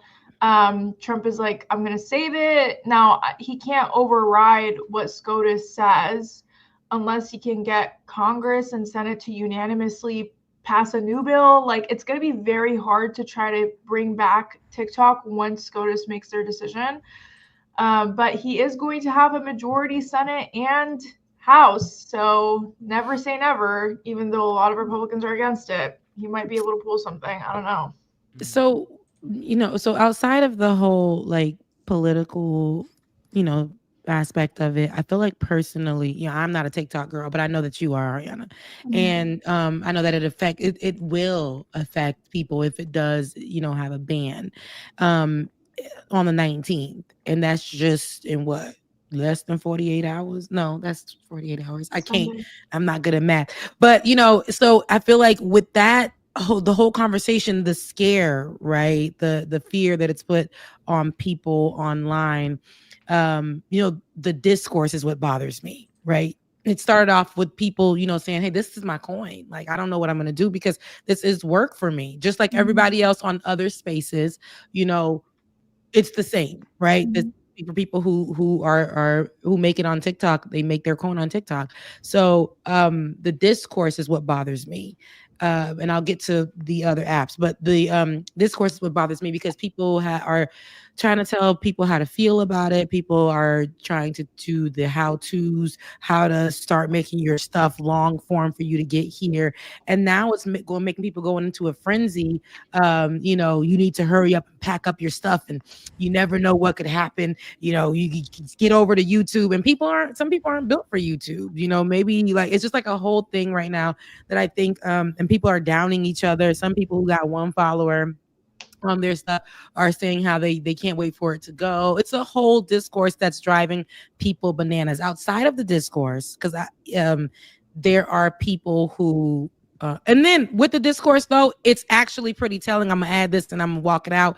But the people who are your favorites, you can tell, especially when it comes to like their content is about serious things or politics or whatever. They are so focused they're more focused on, monetization or whatever the case may be. How can I, or followers, how can I go and grow my following on this or on that or what? I think that they have to look beyond that. I don't like that a lot of people are so focused on that when, hey, you already are great. Take your stuff somewhere else. And I'm pretty sure your people who follow you here will follow you somewhere else, whatever. Now, outside of that, it might take some work because everything is going to take some work. But outside of that, it's I guess there's the app Red Note, which I will not be downloading because, baby, I got too many. That's what I said. Yeah, it's too much. But Red Note, I think I think it's a Chinese, the Chinese like version of what TikTok would be here. It's more like Instagram, right? It's like the Chinese so it's version like of Instagram. Yeah. Okay, so it has pictures and stuff. Okay, so but I was seeing that, and I see a lot of discourse around that too. Again, I haven't downloaded it, but I don't know. But I see a lot of discourse around that where people are loving it and saying, "Hey, this is an open space. They're receiving us well." I thought that was good. Okay, good for them. And then I see the other side of it where Americans are going on there and acting a fool on the people's stuff and getting banned and they ain't doing right on the people's stuff. And that's the problem. Like, y'all can't go into this space where it was protected for people and then y'all go and act a fool. And people are complaining about, oh, it sucks because I got banned off of there in 2 seconds, because it's different. You can't go over there cursing, showing ass and titty, and then being like, it's a free space, but they banned me. So why is it, I think that, be nice. Don't be walking in people's house with dirty shoes on. You know what I'm saying? But yeah, I don't know. Yeah. So a couple of things. One thing I want to highlight. So yeah, I have almost 300,000 followers on TikTok. TikTok is like a pretty substantial part of my income. That's obviously I'm going to lose that. But it's not just, Hopefully not. Yeah, we'll see. Hopefully not. I hope they're going to keep it. So yeah, we'll see.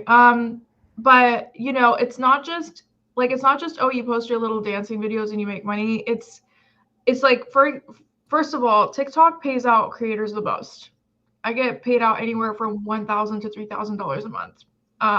So they pay substantially more for short form content than any other app. Second of all, there's 7 million American small businesses on TikTok. 7 million that literally they depend on TikTok to sell their products and stuff like that. But also, only 11% of all content creators make a livable wage, meaning 50,000 to 100,000, and only a couple percent of those make 500,000 and up, right? And so when you look at the other 50, like it's about 30% of content creators that have monetized that can't make a living off of it.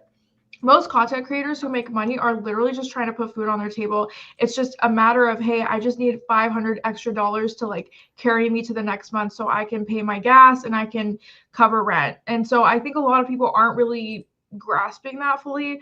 But when it comes to the the Chinese version of Instagram, first of all, listen, I understand America's propaganda against China. Like we make every country that we don't like a boogeyman, to be completely honest. Like that's literally what we do. And that's coming from a Middle Eastern woman who had to live through the war on terror propaganda from the Pentagon. So trust me.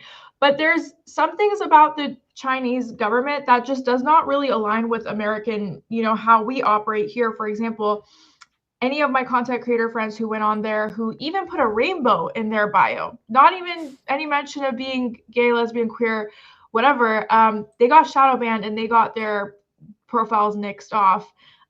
There's other things that you just cannot speak freely about on Red Note.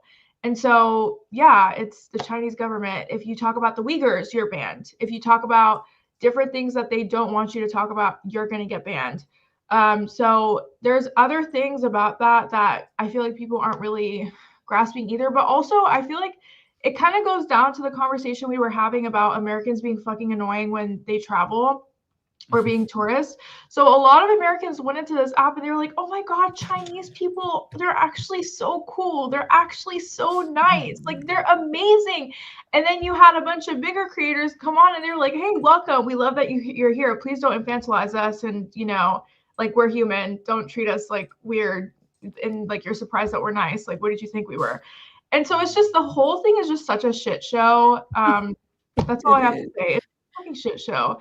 And it's just like, I was going to say, if they actually cared about data privacy, they would have passed the Data Privacy Protection Act that applies to all social media. It was very directly targeted at a time when it was pretty apparent that this was the app where a very large amount of younger people, especially, were suddenly becoming quote unquote radicalized towards supporting Palestine. When at the end of the day, I think anyone who's looking at, you know, a genocide in 4K, it doesn't really matter what your political leanings are. You're going to be like, oh, that's pretty messed up. It was, I think, one of the primary reasons why it was targeted. And it's also really sad that now that, you know, Gaza has effectively been destroyed, it's one of the reasons why that is suddenly a reversal of, okay, well, you know, now is an opportunity for us to look like the hero. Trump could do it by restoring TikTok, or Biden could do it by being like, oh, we were joking all along. We're going to get it unbanned now. Don't worry. So we'll see. I hope they keep it for people who, you know, like everybody has their space, and you know, a lot of creators are online. I know that people can't wait. I don't really see. It's not my space, right? TikTok. I be on there. Got a few videos every now and again. When I want to sing something, I might go over there and sing a little bit. When I want to post something random, I might go over there and do that. But what I go there for is to put, you know, Haitian food recipe, or, you know, lemon pepper wings recipe, Black people, because you got to add that at the end. And I know that I'm going to, for the last 5 years, you know, I've been in the kitchen so much, and because of TikTok, when I need to condense, you know, or when I need to find video, I used to go to, or video for my, to take for my own content. Like if I'm talking about a news story on Like It or Not, and I need to hurry up and find it quick, cut it, give it to my producer, whatever, I can do that from TikTok, and I can download it, no issue, no stress. And I used to do it on Twitter. I used to have to search for it, but baby, somebody is, while the person is talking, the person didn't even finish their statement, right, at the press conference, but I can go to TikTok and it's already fully uploaded. Okay, it's fully uploaded, and I can grab that and go. So whatever I need on TikTok, I'm not gonna lie, like TikTok has been helpful to me, and it sucks to see what could happen to the people, you know, on there. People dance, people do their thing, they make a coin, right? But the minority creators who are on there, this is an opportunity for them to, this has been an opportunity for them to create and make money, you know, from their work. And I feel like people aren't realizing that aspect of it too. So what's up, Ben? Ben, you ain't hear me. We were talking about you earlier. Ben, we was talking about you earlier, and then there's a clip that they played. There's a clip that they played that you have to grab, where the Anna Raspberrian from their show. But anyways, but yes, so I think about that. I think about a lot of people who have worked hard for their page. They didn't get it easy on TikTok, and you know, so you know, I'm not gonna be a hater to be like, you know, yeah, they need to take away TikTok. For every single damn like platform has copy off of Instagram, TikTok in some way, shape, or form. Well, some are harder to get monetized on than others. Some are harder to get followers on than others. Some are hard to just consistently create on, whatever. But TikTok, a lot of people were able to get in there and start creating and making some form of income, or getting their work out there, or, you know, people have, like you said, their businesses are on there. People have ads or other people that they're sponsored by from on TikTok or whatever. So it'll be a big thing for a lot of people. I don't like the responses to people on TikTok being that the haters, and I'm talking about the haters. I don't like that their responses to people, to TikTokers, is get a real job. That was so annoying. Now you got to figure out, because and we talk about this on an upcoming show with Olay and friends, and it's like I have so many thoughts about that. Like, you can't get a real job. I don't like it, but it does goes to show, like, going then I saw people, at first I was with it in the beginning when they were saying TikTok is going away. I'm like, damn, the hysteria. But there are people like, 3 things that you need to do to move to another platform. Like, I'm like, oh, so now you a guru? Because you ain't really like, and now you a guru on telling people where to go. And it's like, you need to go here. Anytime. It was almost as if the world is ending. You need to pack up and go somewhere to a platform that you own, that you can do, and people were really like, okay, underneath the comment section of this person who really just got on TikTok, but was underneath the comment, like saying, well, what should I do next? Where should I go? And how should I do this? And it's like the hysteria. People didn't know what to. I don't like that they were I just don't like they were preying on the people on TikTok in their pain. I don't like it. And then there was a cool down period where people were like, well, I'm just going over to Red Note because they're going to start offering us money. Somebody put up an email today, like, Red Note is sending out emails for collabs. Get on it, y'all. And it's just like, it's too much. Okay. People are still trying to figure out if TikTok is going away. Like, they're trying to, figure out what to do with that. It doesn't make them less of a creator. Yeah, it doesn't make them less of a. I need people to understand, it doesn't make them less of a creator because they're on TikTok. I think that's just hateration, as Mary J. Blige said. Yeah, I can't get any traction on TikTok. Like, it's sad because like just for me personally, like, this year makes 10 years that I've been grinding the fuck away on YouTube all this time. If that was just taken away from me like that, I would be devastated. And that's what the government is doing. They're taking away people's livelihoods. They're taking away Ariana's livelihoods. And like, some of these creators, like on my TikTok video, like, these are people that are fucking radicalized because of this. And that was the point of the video. But like, they're not necessarily political, but they are now. Like, one of the guys was a country singer. And he's like, how come we have people dying for healthcare, but they're banning TikTok? Another guy who organized an entire boycott of Meta in response, his name is Bradley Thorian, or Thorian Bradley. Like, he is not political. He got political after the election. And all his videos are just like thirst traps of him, like, chopping wood. Like, and posing. And he got 10 million followers because of that. And just, it's taken away like that. And now he's radicalized. Like, it's sad because they're just stripping people of their livelihoods for no fucking reason. And it's backfiring tremendously. And there's guns out there to be banned, right? There's so many things that they can go and ban, but they're choosing not to do it. And TikTok is where they draw the line, because but Twitter's out there where you can watch full porn videos.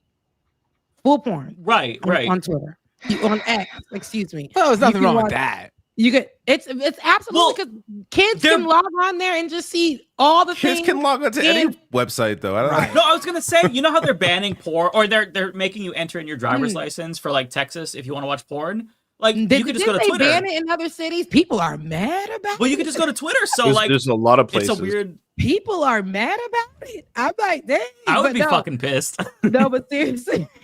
But seriously though, like, I just feel like the discourse around it has been very troublesome. I feel like people are looking. I saw somebody have an argument that people need to have paranormal relationships now. It's going to force us. I mean, I don't think that banning TikTok will do that. I do think that we need to start touching grass a little bit, but touching people is not my thing unless my man. Like, it's not. I don't really want to do that. I will never touch grass, Rebecca. How dare you? It's like, they were talking about having transferable skills. I do believe that, because I do believe that if we just focus on, just keeping it in this one space, if you're creative, I believe that you have what it takes just to be. But not everybody is trying to be out on the scene, like on a stage. This is some people's place, right? Like on the internet, and they're really good at it. Some people are not. I'm going to say that some people are not, but there are some people who are really good at it. This is their space. Not everybody is going to do television news, right? They're good in this space.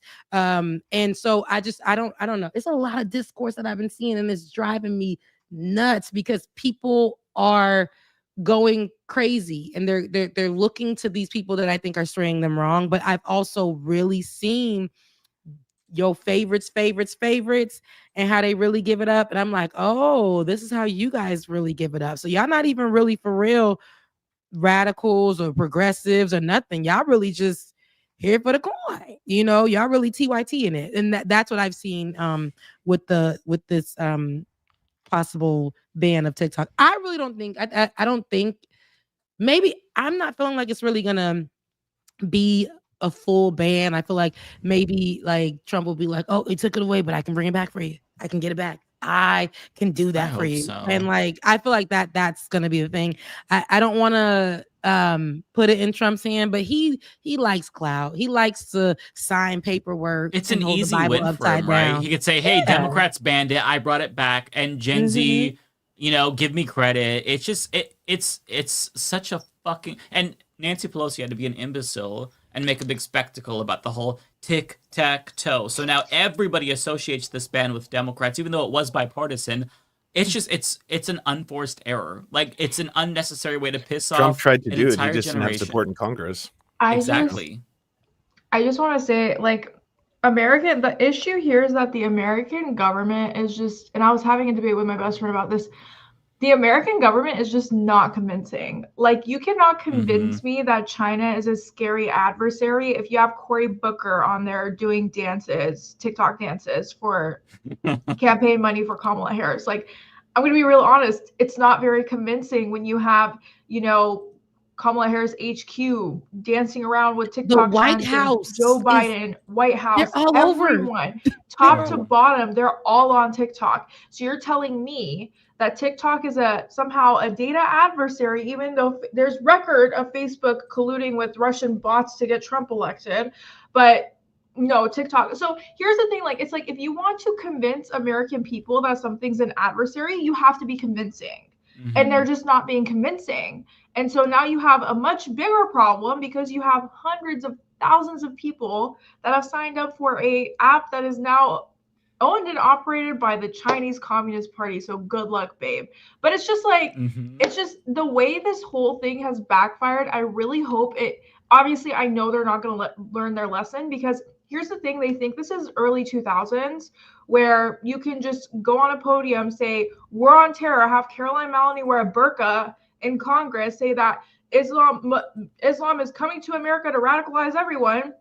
And then everyone in majority is on board with two major wars, right? We're not at that point in stage anymore because we have social media and phones to photograph and film everything. We can't, you're saying that Gaza is X, Y, and Z while we're seeing in 4K a genocide happen in front of us. Even though you're trying to murder all the journalists, we're still seeing it. So it's one of those things where it's like, it's not early 2000s where you could just hop on the podium and just say, China's an adversary, we have to ban TikTok. You're not convincing. The same propaganda tactics will not work because of technology and because of social media. So it's turned into like, the snowball effect where the snowball keeps falling down the mountain and the snowball keeps getting bigger and bigger and bigger. That's literally what it's turning into. They're either going to learn their lesson and actually try to convince people when they want to tell us that there's an adversary, instead of having Joe Biden, Kamala Harris, Cory Booker, and everyone and their mom having TikTok accounts and dancing for some campaign money. It just doesn't make sense. Like, 2 + 2 = 5. Like, it's not adding up, That's what pisses me off. Well, they all. Did we mention this? I just want to bring this up quickly. Yeah. Joe Biden won't enforce a ban on the social media. This is from an hour ago. Won't enforce a ban on TikTok. Thanks, Joe. So it's up to Trump, I guess. Yeah, that's what we mentioned like a little bit earlier. Like, he said that in whatever he was coming out with. Go ahead. Trump is like openly saying that he changed his mind on TikTok after it helped him win, in his words, win the election. Like, so it's probably not going to get banned then if they're both not for it after all of this fucking hoopla for, a year. Of course. I mean, the whole ridiculous thing about all this is like they just wanted, and it wouldn't surprise me based on what we've heard, they were pressured. They felt the pressure from big tech in the U.S. because companies like Meta have made it very clear that they view TikTok as a threat to their bottom line. That they saw this as an opportunity to use the whole the security implications of having a China-based app so popular in the country, and then of course the added issue with how young people were using it to get news about Israel and Palestine and what was happening in Gaza, what is happening in Gaza, I should say. And I think all those forces came together and basically like, yeah, we'll pass this law, and they'll be forced to sell it. They really thought ByteDance would just sell it. Like, they really thought this would force their hand. They were not expecting to be days away from the ban, and for ByteDance to just be like, guess we're shutting it down on Sunday. Like, this will be, if this happens on Sunday, and it still can, the Biden and the administration can say all they want about not enforcing it. TikTok said that they will take the site down and like display like a prompt explaining why it's not working for U.S. People in the U.S. That's not part of the law. TikTok can still run as normal. The law basically states that app stores like Apple's App Store and Google Play can't have the app download. Like, they can't provide the app as a download. Like, you would still be able to have TikTok on your phone. You just wouldn't be able to get any updates for it if you're an iOS user, because you can't download anything outside of the App Store. But TikTok is calling it a bluff every single step of the way, and now they're running backwards because they don't want. This is gonna be what people remember. Obviously there's plenty to remember about Joe Biden's administration, Joe Biden's legacy as president, but the very last thing, like, this is literally his last day as president. If they go offline, and that is the final day of Joe Biden's presidency, that will be remembered as. That will be the freshest thing that he did on their mind. In true Democrat fashion, leave with a terrible and horrible bang. Yep. Like, what were they thinking? What were they thinking even when they signed this and put the deadline in place? Like, did no one do the math just a few months ahead of time and go, hold on, wait a minute, this is gonna be Joe Biden's last day in office? Did no one fucking put two and two together? I think they already they extended it at first because they passed it in April of last year, and then it was supposed to take effect in 6 months, which was right before the fucking election. So it's longer than expected, and it's the last thing on Joe Biden's legacy. And then 2 years later, in 2026, or 1 year later, I should say, because we're now in 2025, that's when more drugs will come down in cost. Trump will take credit for that. Good job, Democrats. Masterful fucking gambit, might I say. It's literally Reagan all over again. It's total literally incompetence. Reagan all over again. Yeah, they gave absolutely. up. I think especially they're all supporting the Lake and Riley Act now too. Like, they're done.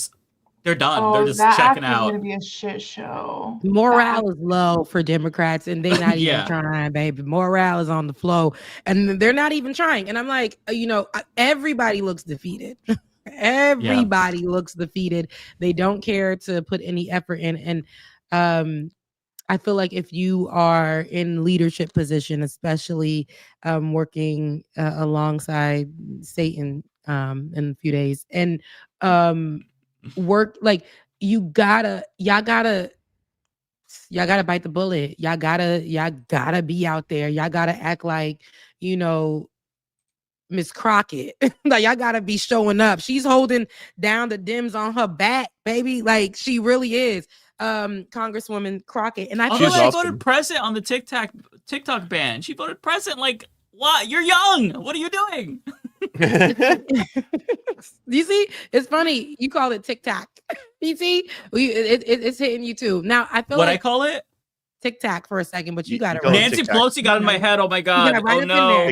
That always, for some reason, it's the Nancy Pelosi effect, Mike, because whenever she comes up, the words start mixing up. You're right. She's giving me brain damage. It's true. Oh my god. What do you guys think is gonna happen on Inauguration? Because I ain't watching. I'm really not. I think I'll make a prediction. I'll make a prediction right here. Okay, hear me now. Quote me later. January 6th. I think. Really? Don't say anything that's gonna get us. Don't say anything that's gonna get us banned from YouTube and Twitch, please. I was gonna say it's just gonna be an inauguration. It's gonna be very painful by numbers. I'm not. I understand. If I'm being honest. No, so this is my prediction. Okay, Elon Musk Jeff Bezos, the CEO of TikTok, I can't remember his name, Mark True. Zuckerberg, they're all going to be there. It's going to be like oligarchy in the open. That's my prediction. Oh, wait, it's already announced that that's going to happen. Never mind. It's not a prediction. Where's JD Vance? I think he's not going to go. Where is Maybe he? that's because his wife gets bullied too much for being Indian. Maybe. Where is he? He's literally going to be the vice president. I mean, it's better Where- that he's not around. I'm not complaining. Like nobody's asking where this man that done caused a huge ruckus amongst Haitians. Like I want to know where he at, baby. But where is he? Because Elon Musk, I've been seeing Elon Musk. It's been Elon and Donald Trump. You know, you would have thought Elon ran as vice president. Right. Wait, okay, can we just talk about how Vivek Ramaswamy went silent after the whole H-1B fiasco? That- Because I haven't seen his ass either. They He going missing, disappeared.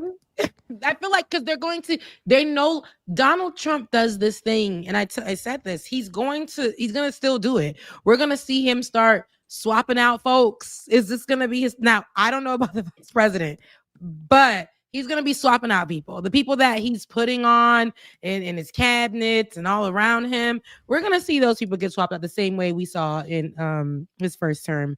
And I know he don't give a damn, but I feel like right now JD Vance, where is he? He's supposed. Now, these are people that's running the country. This is how much of a mess I know it's gonna be. Like he probably didn't even invite JD Vance to nothing for whatever reason. Like you said, it could be because of his wife, or whatever the case may be. But JD Vance ain't been around. I even seen him go dark on social media for a second and then started posting again. And I'm like, this is supposed to be somebody that's going to be running our country. And you can tell Donald Trump is probably not really talking to him. And here's my suspicion. Like Elon Musk is like, nah, wherever I'm going to be at, JD can't be there. Because, when I walk into the room, I feel like I need to be that man, and JD can't be around you. And I feel like, Elon wants to feel so high and mighty. So being around Trump gives him some kind of power. How he did Twitter, he feels like he can do in America. And he wants to be president, high key, very, very, very high key, like Mariah Carey. And I don't understand how we got to a place where they voted for somebody and nobody is asking about where this man is. Like they're not. And these are going to be people that are going to be running the country in just a few days. Mm-hmm. Did you all see it's gonna be a the mess. official presidential portraits? Oh my God, they're so funny. Are they? They're so not dark. Like so not in ominous? color, but the spirit of it. It's dark. Are they normally Yeah. so serious, or like I forget? No, You remember, and they usually don't shine a flashlight under their chins like they're telling a spooky story. Like a ghost what the story. fuck is that lighting? Yeah. Barack Obama's was nice and floral. Remember that? It was nice. It was, it was fun. I mean, even Biden was smiling in his. Mhm. Trump's first one was just normal. He was just smiling. Yeah. These His are one the. I looks- think it's it's. like a mirror of his mugshot.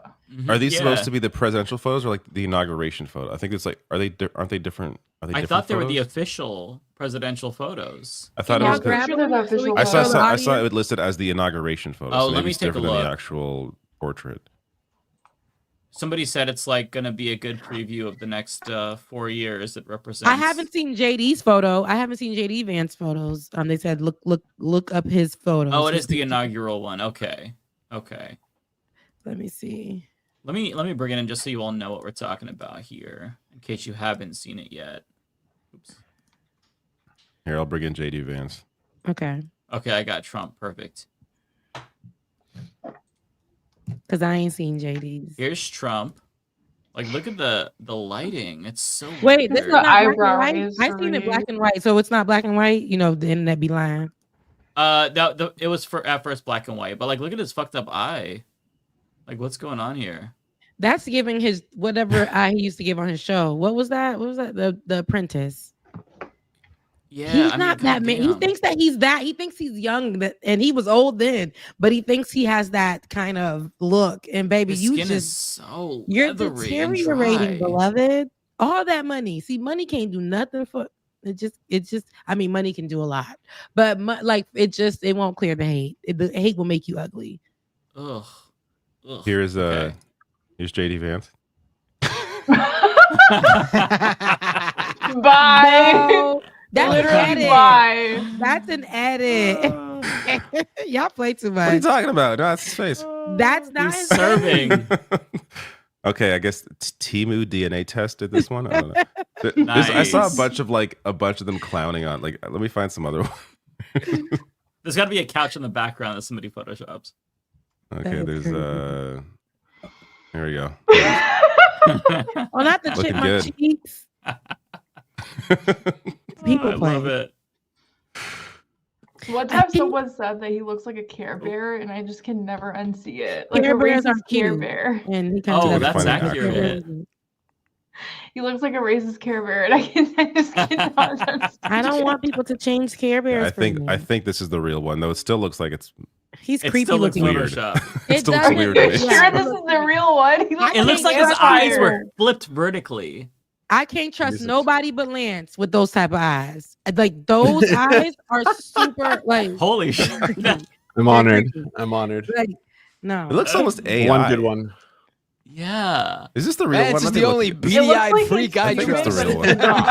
No, they're beautiful. I just don't on white people. It's like they putting a curse on you. It's scary. I don't know. It's scary, but yeah. Yeah, it's the real one. I'm looking at It is? I had to look it up to make sure. No, that's This is He the real one. definitely photoshopped his eyes because Yeah. they don't look like that. It's just it's airbrushed or something. It looks weird. I mean, you know, It's they giving gotta do a little Beelzebub. No, I ain't. I'm not. Mm-mm. It looks like someone did the weird Mr. Beast thumbnail filter on the presidential photos. It just like needs the two a real crying ones. child. Yeah. Yeah. That's exactly his stance too. Yeah. Just gotta have a crying baby It's somewhere. so cursed.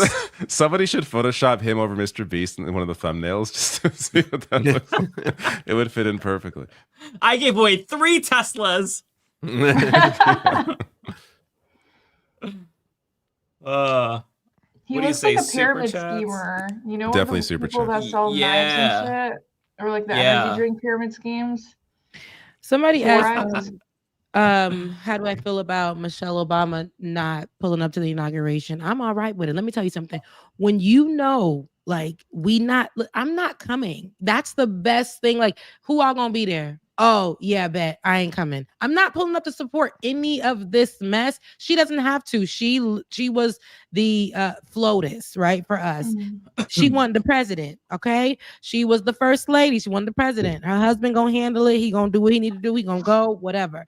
But she's not going, and I'm very happy about that because she said how she feels about Donald Trump becoming president, and she's not forced to have to go. So that's fine. I disagree. Also, I really? actually think that she should be forced to go. Fuck her. She's friends with George W. Bush. He's like objectively worse than Donald Trump. He killed Who? 1 million Iraqis. I know you're not talking about Michelle Obama. Michelle, she's really good friends with George W. Bush. Mute Mike's mute.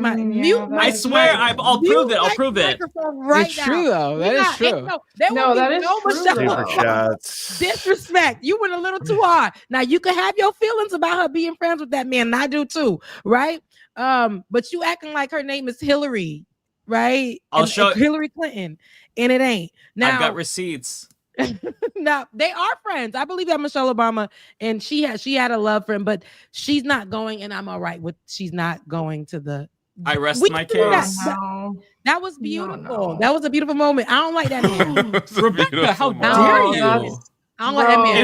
If you He murdered substitute so many Middle Eastern people. What do you mean that was a substitute beautiful George moment? W. Bush with Hitler, he's like 1/5 Hitler basically. Yeah, he's maybe not a good 2/5. person. He's not a good person at all. He's not a good person at all. She showed up, showed face in these events, but she's not showing up to this one, and I'm all right with it. Also, Kamala Harris not inviting JD Vance to her house. That's all right with me too. Like, you not coming into why would I bring these evil spirits into my house? I'm not doing it. I'm okay with it. Like, I'm okay with it. I don't think it's a big deal they're not going or doing Yeah, things. yeah. I mean, I don't know how If it were anyone would care. Obama Donald Trump set not the- going. Donald Trump set the new precedent when he didn't even welcome Biden to the White House. He didn't show up for any of this shit in 2020. That's true. Yeah, but he won the election. That's why. He did. The reason that Now we can admit it. Anyone's bringing up this shit is ridiculous. Honestly, I mean, if you ask me, it's ridiculous that any of the Democrats, Biden, Obama, any of them are even going to begin with. Like these. Yeah. I mean, I'm sorry, Obama talking to Trump at Carter's funeral. Listen, I'm not with that, because it's like people lose friendships over that shit, and you're sitting here like smiling and talking. I don't know. I really didn't fuck with it, but that's just me. No, I didn't like it either. To be honest, I didn't like it either. But you know, black folks, this is what they do. Everybody was in the. You know what? He's just being a stand-up guy. I ain't like it. I'm gonna be honest. I didn't. Who sat them together? Like, why not? Like, right? You know what I mean? That's a Did he good choose to sit question. there? Or is that? Well, I think they purposely sat Trump there because they ended up cutting him out of every photo. Like his spot was kind of out of the center. Kamala was so posting they those chopped him off. Well, Obama didn't have to be there, like right beside him. Yeah, I know. I'm just saying. Why did any of them go to Jimmy Carter's funeral in the first place? Yeah, it makes no sense. Sorry, I the mean, president has I to wouldn't go want to to go. the- Well, I mean, I think that's like back in the day. That probably was a thing where they honored that former They all presidents go, yeah. come and you guys come. You know, that's the conservative way to do it. That's you make sure you show up respectfully as presidents. You know, that was a thing. But the fact that we got to see it in real time and seeing, and I feel like maybe Obama was being respectful. I can't imagine me being somewhere with people I don't care about. If they talk to me, I'll talk back to them. I'll keep unless you really did something bad to me. And this reminds me that it's just politics, right? People after the cameras is off, they probably all drinking together. I don't know, but that just puts that in my head. When I saw that, I was like, dang. But again, the discourse around that was crazy too. And people, Obama loves Trump. You see that that he really sees great in him. He knows he's gonna be a great leader. I'm like, y'all got that from this moment right here. Y'all got that from this moment. Also, why would they argue that when they hate Obama? It's crazy. But somebody mentioned, I don't want to forget it. Charlie said, for the picture of JD Vance, oh, you know what it is? He's not wearing his guy liner. Like his eyeliner, because I feel like that's probably what it is. Like we're not getting that. Maybe they defined. photoshopped his eyelashes out or something, because it's not. I don't think he wears it. I don't think he has guy We liner. do see but his he just has lashes thick, or something. Yeah, he has in like there. thick lashes or whatever. Yeah, yeah, I that think does they look good. You're right. photoshopped these pictures though, because Joe Biden looks really airbrushed in his, and I was like, he definitely doesn't look like that in real life. Oh, he's got the whole. You mean Joe Biden doesn't have a smooth skin at the age of 95? He's not 95. Look, I know Damn he's 80 near. something. It's the same thing. Look, he's 80 something. That's the same thing. Wow, it's the same thing. The only thing I thought of, I saw people posting this too, because obviously a lot of people thought of it. It's not unique, but like when that photo of Obama and Trump, the video of Biden and Trump chatting it up. All these guys. It's the famous George Carlin quote. It's a big club, and you ain't in it. These guys all a part of the same little, upper echelon of, us plebes. They don't. We can't. They could easily put stuff behind them. They talk trash to each other, but at the end of the day, they're fine. They're rich. They're in power. Doesn't matter who. I mean, that's why they don't. That's why That's why people ask, why don't the Democrats fight, or why? Because they don't care. Right now, they don't hurt from this shit. They don't hurt from any of this shit. Yeah, they don't. No, they don't. They do not hurt from it. Somebody said they seated them by the presidents. They seat the presidents at these in the order of their year of presidency. But I see. I feel like I would just make an excuse and not go. I don't want to be around these other fucking presidents. Me neither. Because if Trump, I don't want to go to a anybody funeral. can do I don't it. care who dies. I don't want to go to a funeral. Fuck funeral. Right. I hate going to funerals. Right. They're so awkward and just like My doesn't worst help me nightmare. grieve. My worst nightmare is like an audience of millions of people zooming in on my social interactions at a funeral. Like that, nothing is more frightening to me than And that. I'm the type to fall out. I'm Haitian. We go and put ourselves in the casket. Like it's dramatic. Okay. So no, yeah, that's I When it's hate just it's but- that, and then you always see people you don't like, and then for this event, you're going with Oh, other they'll be presidents. fighting. You're going to be on cameras. Like, God, maybe I'm just like overly introverted all of a sudden. I never used to be But they this were way. But having like a the good thought old is, time. No, it wasn't only the interaction though. I posted this on YouTube Shorts, whatever. It wasn't only the interaction between Donald Trump and former President Obama. It was when Kamala Harris walks in, right? When the VP walked in with her husband, she's looking around, they looking at her. Hillary and Bill sitting there, and they just like sitting. And then you got George Bush and his wife. It was just like it was tension in the air. And so when Kamala Harris came in, everybody looking like, and I felt like they was like, look, she came in, we should do that. And then it was when she looked back, I felt like to greet President, he ain't president no more, Obama. And then she got locked eyes with Donald Trump. And she was like, hell no. Nah. She turned back around, and I just felt like she was like, I'm like, how long is this going to be? I want to go home. It was just cringy all around. But I have to remember that they are real, and they're real people. Like Kamala is still probably feeling the loss, which was not too long ago, and having to come into this room and still like, it's just a whole thing. I don't think she wanted to be there. And then you got Barack Obama with Donald Trump, and they kikiing at a whole funeral. Where's the respect? Where's the respect? Melania, that's a good point. She's on the other side. She's on the other side, and she's just like, why is this man talking to me? This man being her husband, and when she's not responding to him, he turns over to Obama like, yeah, what's up? You know, hey, they don't like me, but you a good guy, man. But that's how I felt like it was. It was just no order. It was no order or no respect. And I was like, oh my God, everything. Imagine what this next 4 years is going to be.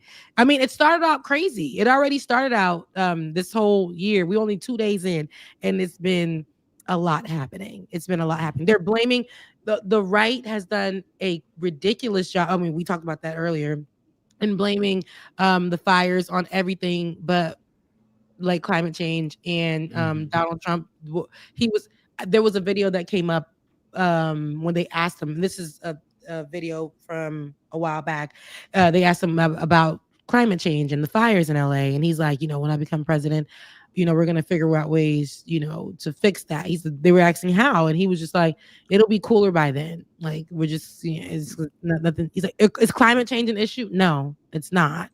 It'll be cooler by then.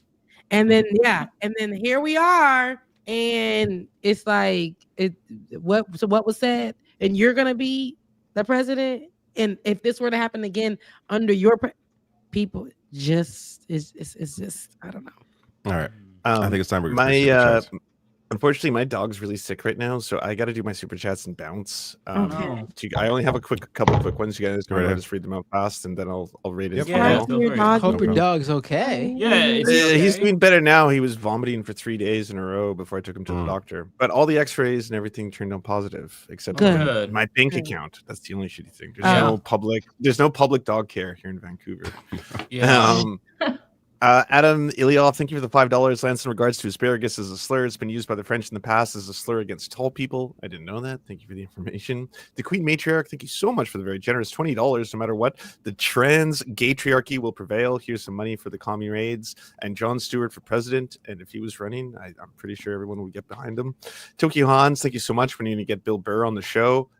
When I became more famous, the anti-corporatist, we seriously need to spread the rumor that a bolt fell off the Trump Force One and struck the spark off a rock and started the fire. We can do that. Zeet Ways, thank you so much for the £5.99 and the sticker. Prairie Fire, you're not American yet. Soon you will be free. I appreciate that. Bay Photo, I think what's most infuriating is the State Department is going to be allowed to use TikTok for American propaganda. I don't know what that means. I didn't. Yeah. They Kyle said actually that they did a were video still about going to that. use it. Oh, right. No, Americans can't. Yeah. To spread American interests. Oh, that sucks. I didn't know that. I mean, and the Manning that's Mercy really social. bad. Hold on, that's a really bad like propaganda strategy, though. Like, That's what I'm saying. we're gonna ban everyone from the country from using TikTok, and then we're gonna But we secretly can. have Americans on there saying how great America is and how bad their country is. Wouldn't people put two and two together and be like, oh, if you're an American still on TikTok, you're part of the State Department, obviously. And they can apparently steal your information. It's really dangerous to be on there. So that kind of eliminates that whole argument. Like, They're genius, you know. The Matt Mercy, thank you for the Anna Raspberrian links and letting us all know about that. Andrew S, thanks for being a member. I think I did Bay Photo already. And then finally on Justin Freakin, thank you for the raid. Everyone check out twitch.tv/Justin Freakin. Tigwit, Carl Sagan on Acid, Stella Regions, and James from the Internet. Thank you for subscribing. And I love you all, friends. But sorry, I Love gotta you, mean it. read and Keep bounce. us updated on See ya. Chico. Bye. I will for sure. all right. I only got a handful. Can I go quickly? Because I got to get off. 1, 2, Yeah. 3, 4, 5. So I got 6. Law Gnomes. I may not be able to put them on screen because I got to be searching a lot here. But here we go. Law Gnomes. Hey, look, the DD account is monetized now. That's right. I'm on the David Doel account streaming today. More gaming streams unlocked? Possibly. Thoughts on Nintendo Switch 2? I think it looks interesting. I want to see more. I mean, it's just an upgrade so far in terms of like. We really got to hardware. do a Fortnite stream. Like, Can we play a better game? Fortnite is the perfect game to play. Mario Kart on Switch 2. I like Rocket Racing. Can't do that. I don't have I like a Switch Rocket 2 Racing to- in Fortnite. The Rocket Racing game is fun. We do the Rocket Racing then. I'm just throwing out games that we all have access to, both the platform and the game, because it's free. We should and do it's all something because that PCs. I'm down for games just generally. Where's the next one? Law Gnomes. Oh, Law Gnomes again. Oh, wait, how do I get rid of this one? Is Marvel Rivals any good? I just downloaded that. I heard it's amazing. I I'm enjoy not it into actually. Yeah. those. It's a straight up like Overwatch clone, but it's good for what it is. Okay, I can't find the next one, but Law Gnome says, don't care that Elon is a fake gamer, but I hope someone tries to use the account logs to show he doesn't dedicate enough time to pick a company, preferably Tesla, and boot him out of leadership. I don't know if that's gonna happen. Kowalski says, you remind me of the Rational National. He's okay. Oh, thank you. Rolando says, what are your thoughts on the Switch 2 reveal? Oh, again, looks good. I want to see the games, but that gotta wait till April. JCast says, it looks good. It looks exactly like the first Switch. Well, in terms of It just has the a giant 2 on it. the thing is, like, so much of it was already leaked. Like the video was not even much of any, like, in terms of like new information. Gameplay except a random Mario Kart that honestly looks exactly like how Mario Kart. It looks like it might be open world, which is interesting if that's the direction they go. Like or 24 I mean, but that's a players, game. That's a game difference. It's not like showing off what the system can do. But if you take a Joy-Con But that's what and you flip it it's on not its gonna be a big side, difference. you can use it as a mouse. It looks like if you want. Yeah. They have that. It looks like they have that too. But in terms of like Nintendo's not about power. So like I'm not waiting to see, oh my god, amazing. Like it's going to be as powerful as like potentially a PS4 Pro. Like it's not going to blow you away that way. It's more going to be about like the interface and just Nintendo games. They should have called it Switch U. Oh my god, That would have been a success. That was the biggest. That's like the one Nintendo console I've never owned, which is weird. I was at the midnight release for that one. I left work early. Yeah, you had a Virtual I'm one Boy? of those people. Oh yeah, Virtual Boy never had either, but that's pretty much. Looks like I'm the true gamer. I had all. You had a that Virtual Boy? stuff. You still have it? Oh, maybe packed away somewhere. God, I don't no idea. My But I did have a God. Virtual Boy. I had the tennis game. I had the Mario tennis game. I had the Waterworld game. There was a Waterworld game. There was a Don't remember Waterworld that. Virtual Boy game. Yeah. Wow. JCast $5 says, when Canada becomes the 51st U.S. state, will they at least keep the maple leaf over the star on the flag? Not gonna happen, buddy. And Law Gnome says, pretty sure there's a loophole in the TikTok ban that lets government officials use it. We just discussed that. So only government data is gonna get scooped. Yeah, pretty crazy. All right, thank you all for your generosity in the super chats, and thank you all for the chats. And I will, or the chat today, this fun conversation today. Yeah, love you, mean it. Have a See good you night. all. Take care, David. See you all. Yeah. So nobody gave not one super chat. Y'all don't love me. So, but I'm out of here. I will but somebody did give on Cash App. Let me call them out. Let me see. Make sure. Omega Star. Thank you, Charlie. You said that you got me this weekend. Omega, thank you. Said good to see you, lovely lady. Good to see y'all. I stayed a little longer than I usually do. All right. I love I'm it, out of here, bro. Rebecca. Right? I See, I love gave y'all it. a little bit. I'm trying to do right in 2025. Now we're gonna expect this every time, Rebecca. Right. No, I'm just kidding. 5 minutes extra. But no, I wanted to say Happy New Year. Like I said, I didn't get a chance to say that to you guys. Happy New Year to you guys. And I hope that this year brings a great year for us with like it or not. Well, like it or not.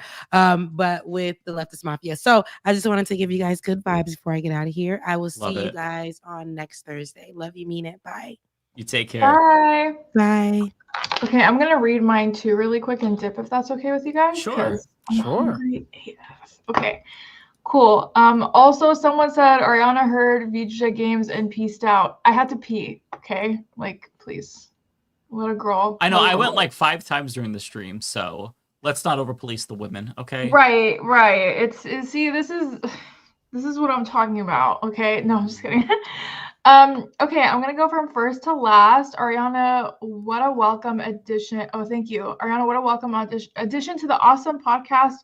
Keep it up. Good work. Love from Canada. Hello. Thank you so much for the $5. I really appreciate it. Can't wait to have you in here more. Crystal, thank you so much for the $1.50. I really appreciate it. Crystal, also hope they can stop TikTok ban. So many independent writers depend on TikTok, which is known as book talk. And without TikTok, people are worried for the future. I totally agree. Since TikTok is getting banned, I did start a Substack. It's www.arianajasmine.com. So if you guys want to subscribe to that, please do so. It's free, but you can opt for a $5 monthly subscription if you want. Do it. Yeah, do it. I don't have access to the all chat thing that you guys do, but if one of you guys could just put that in there, I would appreciate it. Thank you. You said it's just your I'm name. honestly thinking, like, based on everything that's coming out, that things will be fine. But you know, anything could happen still. I don't trust them, so I don't blame you. I don't trust them, so make sure you find me on Substack. I do put out articles regularly, and they're very in-depth, and I've gotten a lot of really great feedback so far, so you're not subbing for nothing, I promise. Andrew S. for the DEI hire. Thank you so much. $5. I really appreciate it. GWick, $5. I'm not a gamer either. Welcome to the Leftist Mafia. Thank you so much. Welcome to the chat. I really appreciate it. Thank you for the $5. Andrew S. One of our wildfires was a result of a gender reveal. That is so true. I'll never forget that. I will never forget that. $5. Thank you so much. Kowalski, $2. My YouTube name seems insensitive given the current events. It's okay. We still love you. Thank you so much for the $2. Bay Photo, $10. Thank you so much for the $10. That's so sweet of you. Thank you. I hate when people sprinkle a tidbit of truth into their lies. What Chink said about PG&E is true, but not what he said about homeless people. It distorts real from what's not. I agree, but I do think part of what he's saying is also not true because post 2019, they built out their wildfire safety operations center, which was the department that I worked at PG&E, and we were so good about monitoring, reporting. We had our own private firefighter crews that would go out and spray retardant on all of our poles, and we would have them, monitor, and we would have them also stay there so that they could like fight the fires when it came near our. And then we also started doing a lot of controlled electric shutdowns where like we would shut down different grids in different areas that were very where the weather was showing that it was very high risk for wildfires. So I do think they started doing a lot of work. I think it's very easy to just pinpoint it on PG&E. I do think it's a greater issue of ecological, a lot of invasive trees like the eucalyptus and or, climate change, and also PG&E. For those of you asking, PG&E is half public and half private. So it's kind of a little bit of both. Anyways, sorry, that was my long explanation. Terry Lightning, $5. Thank you so much. Question for you in the panel. What are your thoughts on the Working Families Party? I want to be sure they're a party I should invest time and money in. I like them. What do you guys think? Yeah, I like them. We have one in Oregon. They have one in New York. Say that one more time. I missed what you said. Working Families Party? What do you think? Oh yeah, the Working Families Party is great. I've always vote on the the question's right on the screen. I wasn't looking at the StreamYard. The Working Families Party, I vote on the Working Families Party line all the time. When I'm voting in primaries or wherever the Working Families Party is on the ballot, that's where I vote.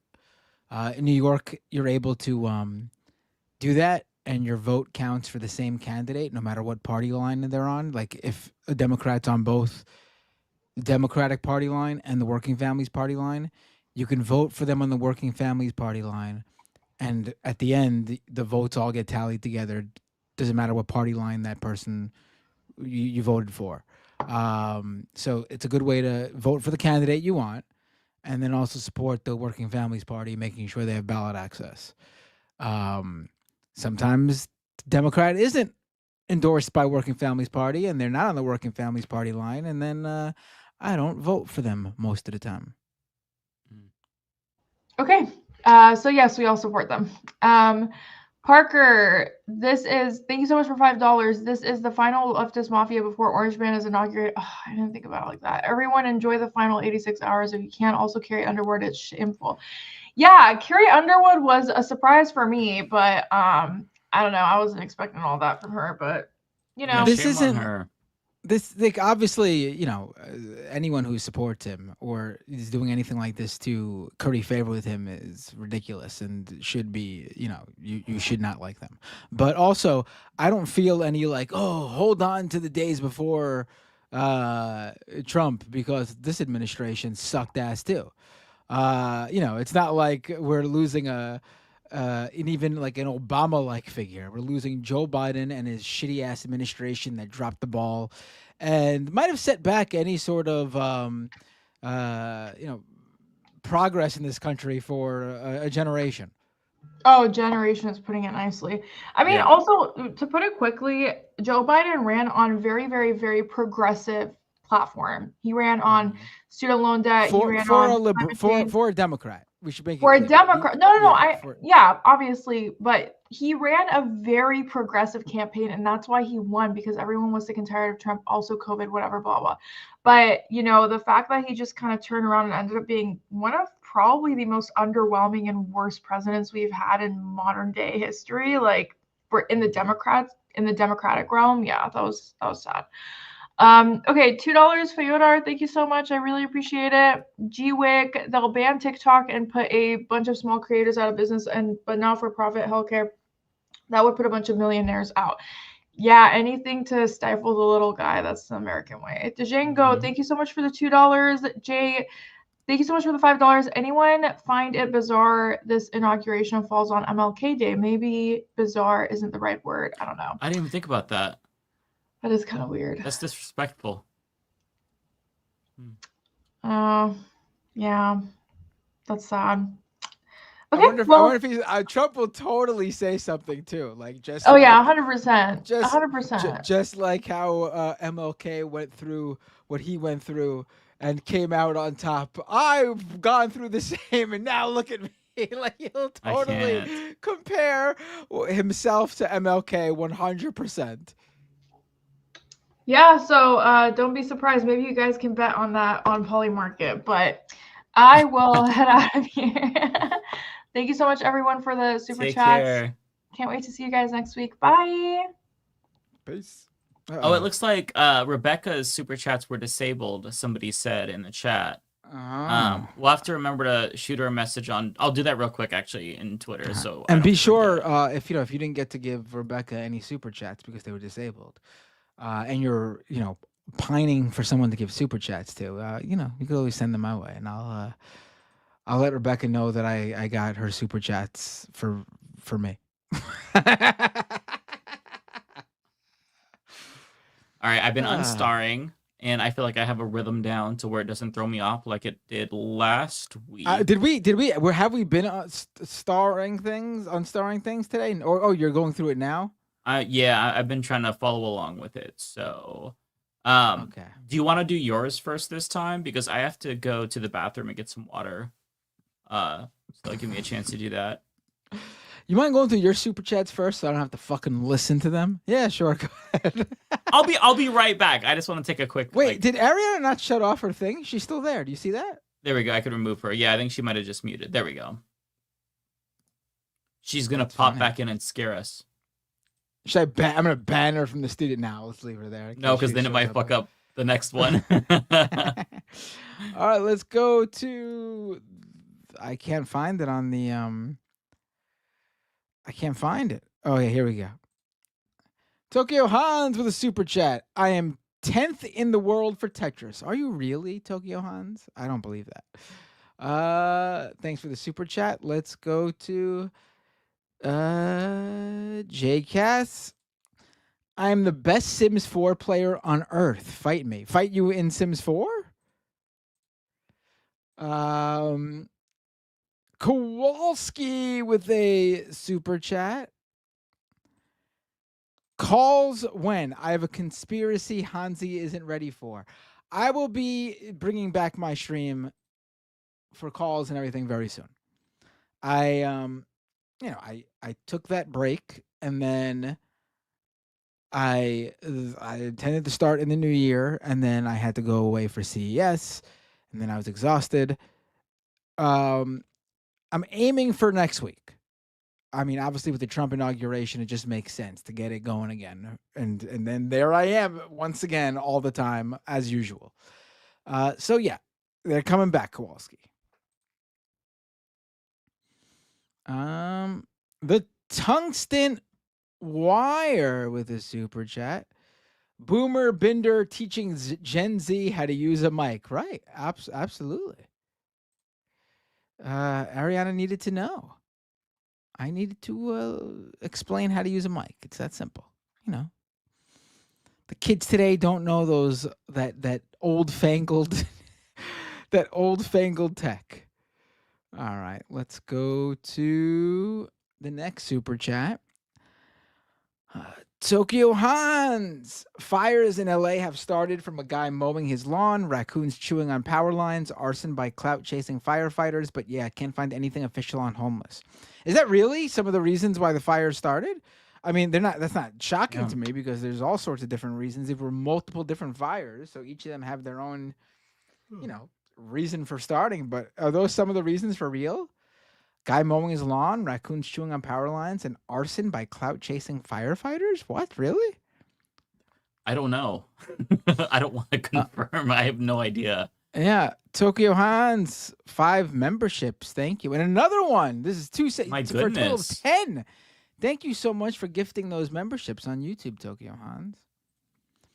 Let's go to Rachel Atwood with a super chat. Silly and Billy get in TYT's craw like nobody's biz. They really do get under their skin, don't they? I fucking hate them. Yeah. You know why? Because their criticisms are very good. They're getting their attention. So that's why they hate them. Rachel Atwood with another super chat. Get James Adomian on the Leftist Mafia to represent U.S. Armenians in real life. Yeah, that's a good idea. We should get him on. He's great. I'm looking for the next one. Here we go. KASC with a $10 super chat. Thank you so much. Leftist Mafia intro mashup is god tier. What music do you all listen to? Would you ever invite on Fantano to talk about music? Seems like he's politically aligned with the left too. Would be cool. I'd love to have him on. That'd be great. Awesome. As for what music I listen to, some smooth jazz. No, I listen to like punk, obviously. I think everyone should know that by now based on me talking about it. Punk, hardcore. I enjoy ska every now and then.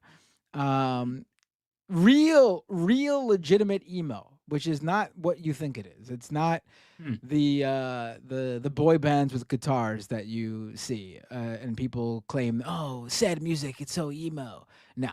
I run the gamut of punk and its many subgenres. Nice. What about you, Mike? What do you listen to? I listen to mostly R&B, contemporary R&B, hip hop, rap.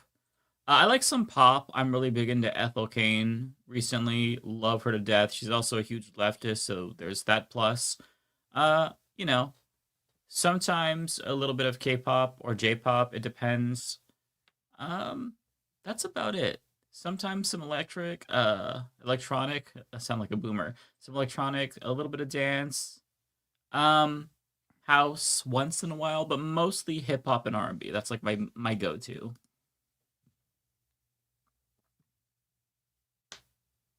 I forgot I was. Oh, do you want me to take over operating it? I can do it. I'm doing it. Okay. I just got to find out where I left off though, because I lost.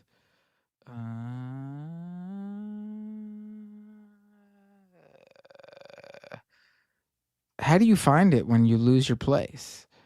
It should just be highlighted, right? Unless you unstarted already. I can't see it. All right, let me just see what the next one is. Looney Tunes 9000. Let me find Looney Tunes 9000. All right. Oh boy, I'm lost. Let's see. I'll see if I can find it too. All right, I found it. All right, Looney Tunes 9000 with a super chat. TYT is crying their Karen tears because they're losing subs every day to all the Leftist Mafia panel members and Leftist Mafia itself, Silly and Billy, and the Majority Report. Stay mad, TYT. I don't think that's true. Although, if you're not already subscribed to my YouTube channel, please, youtube.com/MattBinder. I am really going to finally start putting up, like, usually I just do streams. I'm really going to start doing videos. I need to. It's obviously the next step that I need to do if I want the channel to actually get bigger. I'm not saying I'm going to stop streaming. I'm just saying I need to do videos too. And who knows, maybe the videos will do so good that I will stop streaming. I mean, your CES video last week, or just like when we talked about it, that would have been a great thing to just clip out and like put up on your channel. It was super interesting. Yeah, that would have been. Thank you. I appreciate that. Maybe I still will. It's not like out of date. It's just not as hot because CES is now. Yeah, I already put the timestamps in our Twitter chat for this episode, by the way. So okay. As soon as this is done, you all can go back through the VOD. I was taking timestamps as we're talking, so that way it was ready, because I hate doing it afterwards. And that way, for all of us, if we want to clip shit out, it's just easier to go and find it. So right. No, that's good. They're so kind for doing that for us, Mike.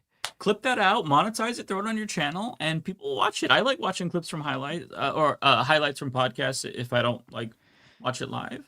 See, that's the problem. Like, I don't have a good gauge for that because I don't watch any of this shit. You're missing out. What's that? You're missing out. I know. There's really great shows. Like, there's this one show. It's called The Majority Report. I gotta check them out. I've heard good things. I heard that first hour though was brutal.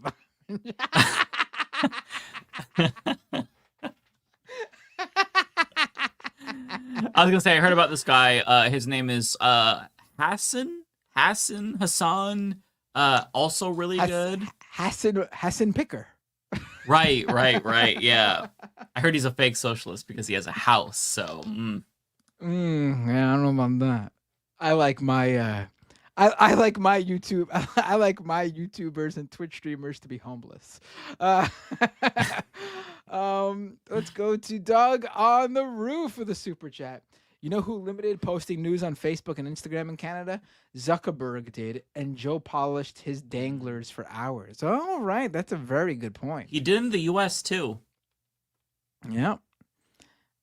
Jacqueline Leach, I want to say Jacqueline Leach, with a super chat.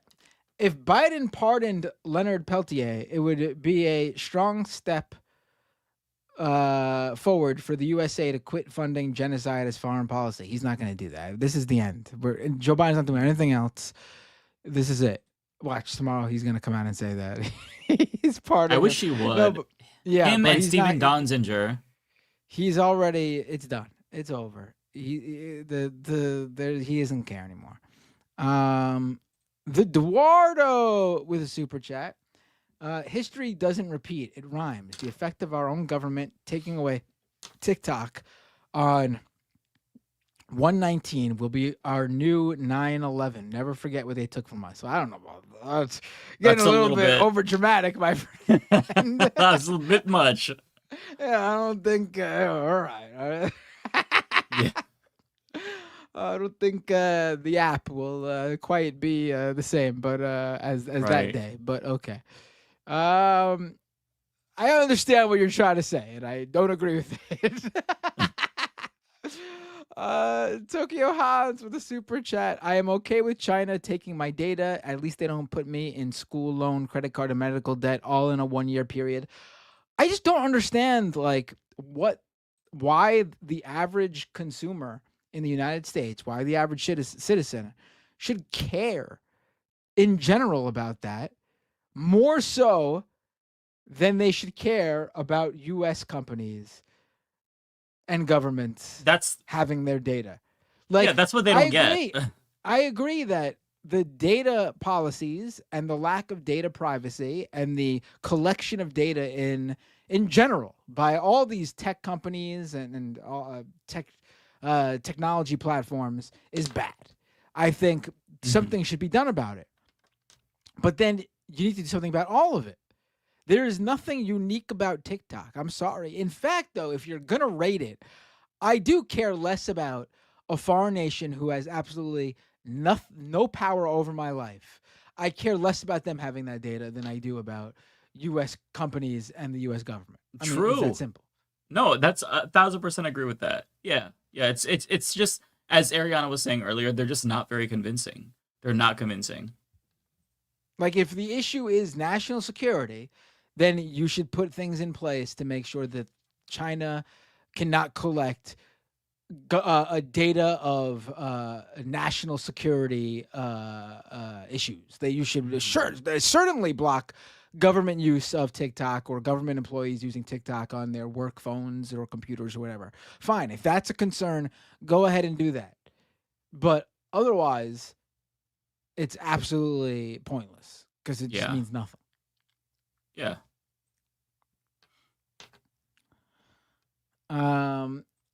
Pluvius says Trump's portrait is just his mugshot. I mean, it is. It's the same guy. So I mean, same pose. So yeah, it's gonna look like it. Yeah.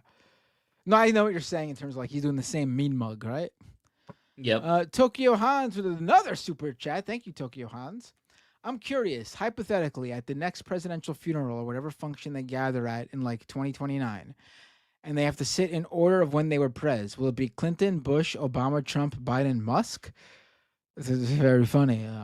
Actually, what's going to happen is when the camera pans, once it goes past Trump has to get up, run around the camera, and sit at the end. Like, he's got to be on the screen twice. Like those TikTok videos where like it freezes part of the video as it goes by. Trump's got to run around so he can be in the video twice. Let's go to Kowalski. Wait, is that who's next? No, that's not Kowalski. I'm seeing things. Oh, this is why I said Kowalski. I wasn't seeing things. I just didn't see his name. I was reading the comment right away. Joshua Keller with a super chat. Kowalski isn't the only rural Nebraskan who frequents these spaces. I get to smell our governor's shit every day. He has a pig farm near me. That's interesting. You're in Nebraska too, Josh. How's Nebraska treating you? What do you do there? Do you also have a farm and grow corn and have big tractors on your farm like Kowalski? So we're a big hit with the majority of the population in Nebraska. We are. I mean, we are. Because it's all two it's leftists in Nebraska watch this show. It's amazing. I love it. Yeah, that's the majority of the state right there. You know, there's only 2-3 people, 4 maybe. Jay Cass says, I just noticed Matt is wearing non-black clothing. Right. I got this hoodie for Christmas from my family. And whoa, my screen just went out of whack. This is my new NYCFC hoodie. And so nice. it only came in navy. I looked online for them to see if I could get a black one. but they only had it in this navy color. I think it's fine. It's not so far off from black. It's not like I'm wearing some like bright red or like yellow or God forbid a white hoodie. I mean, it's a dark hoodie.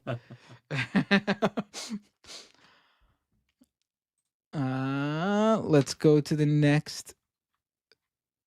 My screen just froze. All right, here we go. Not even my screen. Chrome is freezing because Chrome can do that even on an M4 Mac Mini. Chrome will freeze because that's how ridiculous Chrome is.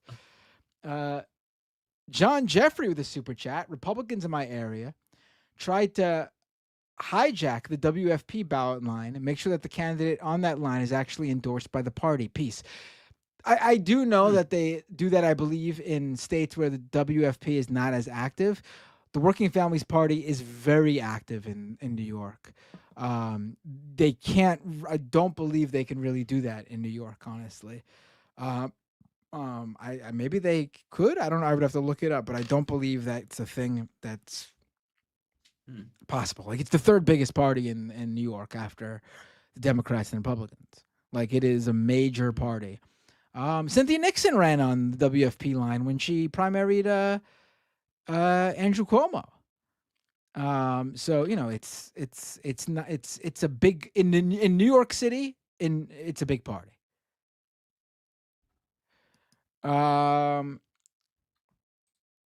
Let's go to Logan Hill with a membership super chat. Member for 18 months. Thank you, Logan. Advice for when you live in an area with no DSA and the small invisible chapter is very disappointing. Reach out to DSA and say you want to start your own. Like, you want to maybe bring the issue to them, and say that, the people who are running it are not terribly active or doing their duty, and see if you can start a new one. I don't know. I have no idea. And you don't necessarily have to organize through DSA. You could just try to reach out to people on, I know it's not the best place, but Facebook, like community pages. You could see if there's anybody that, wants to get together and do like art or something. Things like that. You don't have to go through DSA, even though it's easier. If you go to like a town hall of a politician, sometimes you'll find like-minded people there, different spots like that.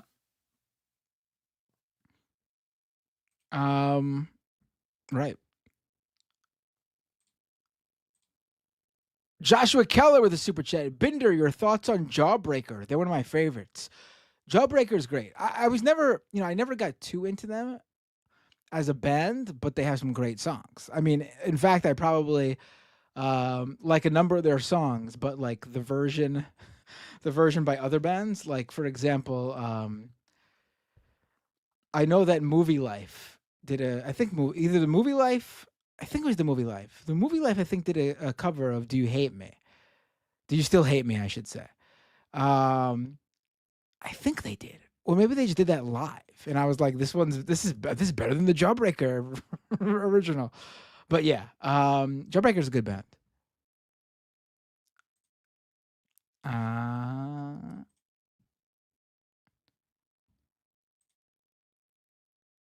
Jar with a super chat. Listen to Chat Pile Cool World, Left and Grimy. Well, I'm going to need to type that out now. I'll have to check it out right after. Myra World with a super chat. Or Maya World with a super chat. Matt Binder is hot. Damn, thank you. I appreciate that. Is this a Juice World tribute name, Maya? Always good to be called hot on the stream. Tokyo Haas with a super chat. On my previous chat on how LA fire started, all true. A guy hit a rock while mowing lawn, caused spark. The firefighter arson one, there was a movie about a while back ago. Oh, all right. Jeez, didn't know that. But that means you weren't talking about this one specifically. Kowalski says TikTok banned bigger than the fall of the Berlin Wall. True. And then we got Patrice Hubbard Bell with a super chat. Can I organize a live show for you all? I understand you guys are busy and stuff, so I'll do it for you. I am a stay-at-home mom and need something to do, and we've waited long enough. Are you in New York? Like, are you talking about a New York live show? Because I think that would make the most sense if we're talking about where to do a live show. I mean, I would go anywhere, honestly. California would be the easiest for me, just because I could take a train to California. Mike doesn't fly. Mike's never flown before. Yeah, I'm claustrophobic. I get that the train is not that different, but it is for me. Mike thinks about going on the plane just once, and all of a sudden, all he hears in his head is, "Mr. Play It Safe was afraid to fly. He packed his suitcase, kissed his kids goodbye. He waited his whole damn life just to take that flight. And as the plane crashed down, he thought, well, isn't this nice? And isn't it ironic?" I'm not worried. You know what? I'm not worried. I've explained this before. I'm totally not afraid of the plane crashing. It's just the claustrophobia thing. Even being in a car for super long, I get anxious. But Tweakle had a good recommendation on Twitch. He said Seattle's a good idea because it's between me and Lance, or Lance and I should say. Not a bad idea. Seattle would be super easy. That's like a 4 or 5 hour train ride from Portland. That's super duper easy. I feel all the people are saying it in the chat. I feel like I have to deliver. It's like rain on your wedding day. It's a free ride. All right, there you go. That's all. I had no idea what song you were singing until you got to the chorus there. Now I know. Alanis Morissette. Really? You didn't know? I did not know. No.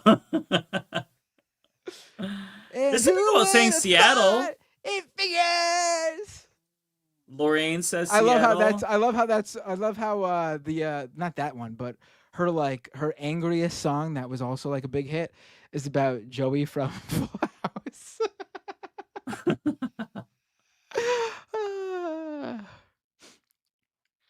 I feel that way.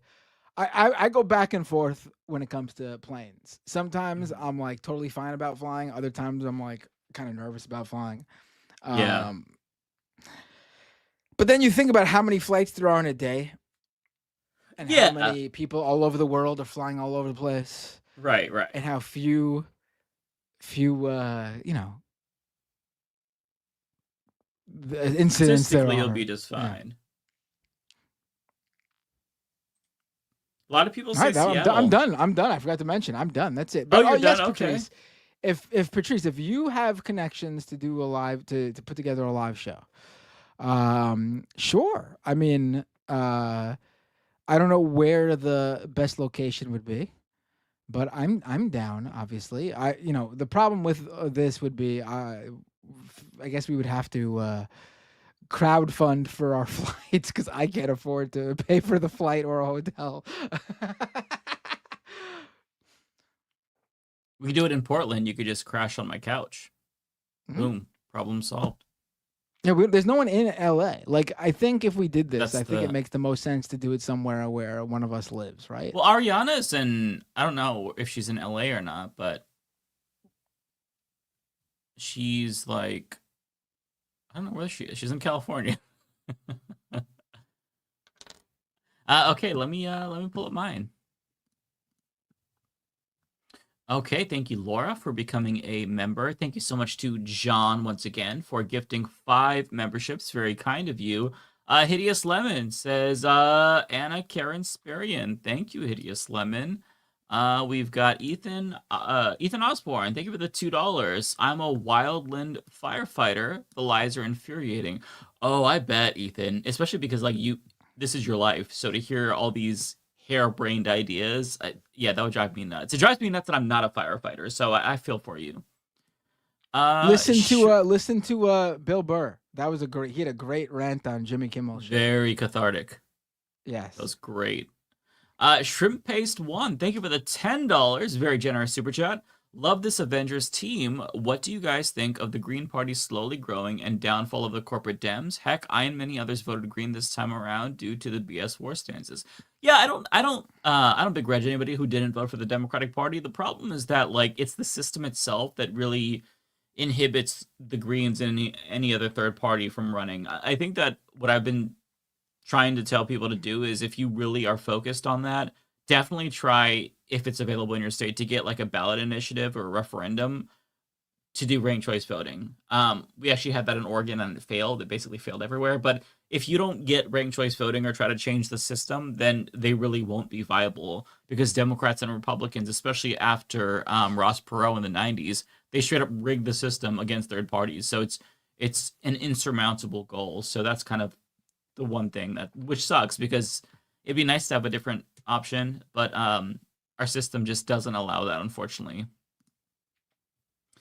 Thank you so much to Chris, aka Cult of Personality Birch. Mike Bender didn't show up tonight because he's stolen my dirty boxers for the last time. I paid $2 for them at Walmart. Stop the steal. Okay, this was before you joined. I showed and up. we announced All that you were kicked off the show. Oh, you did? You did that? You did that? Of course, great we thing? had to. We had to. Got to keep it going. Jason T. Morton, thank you for the $1.99. It's gonna be really funny when something happens and one of us is really kicked off the show. One of us.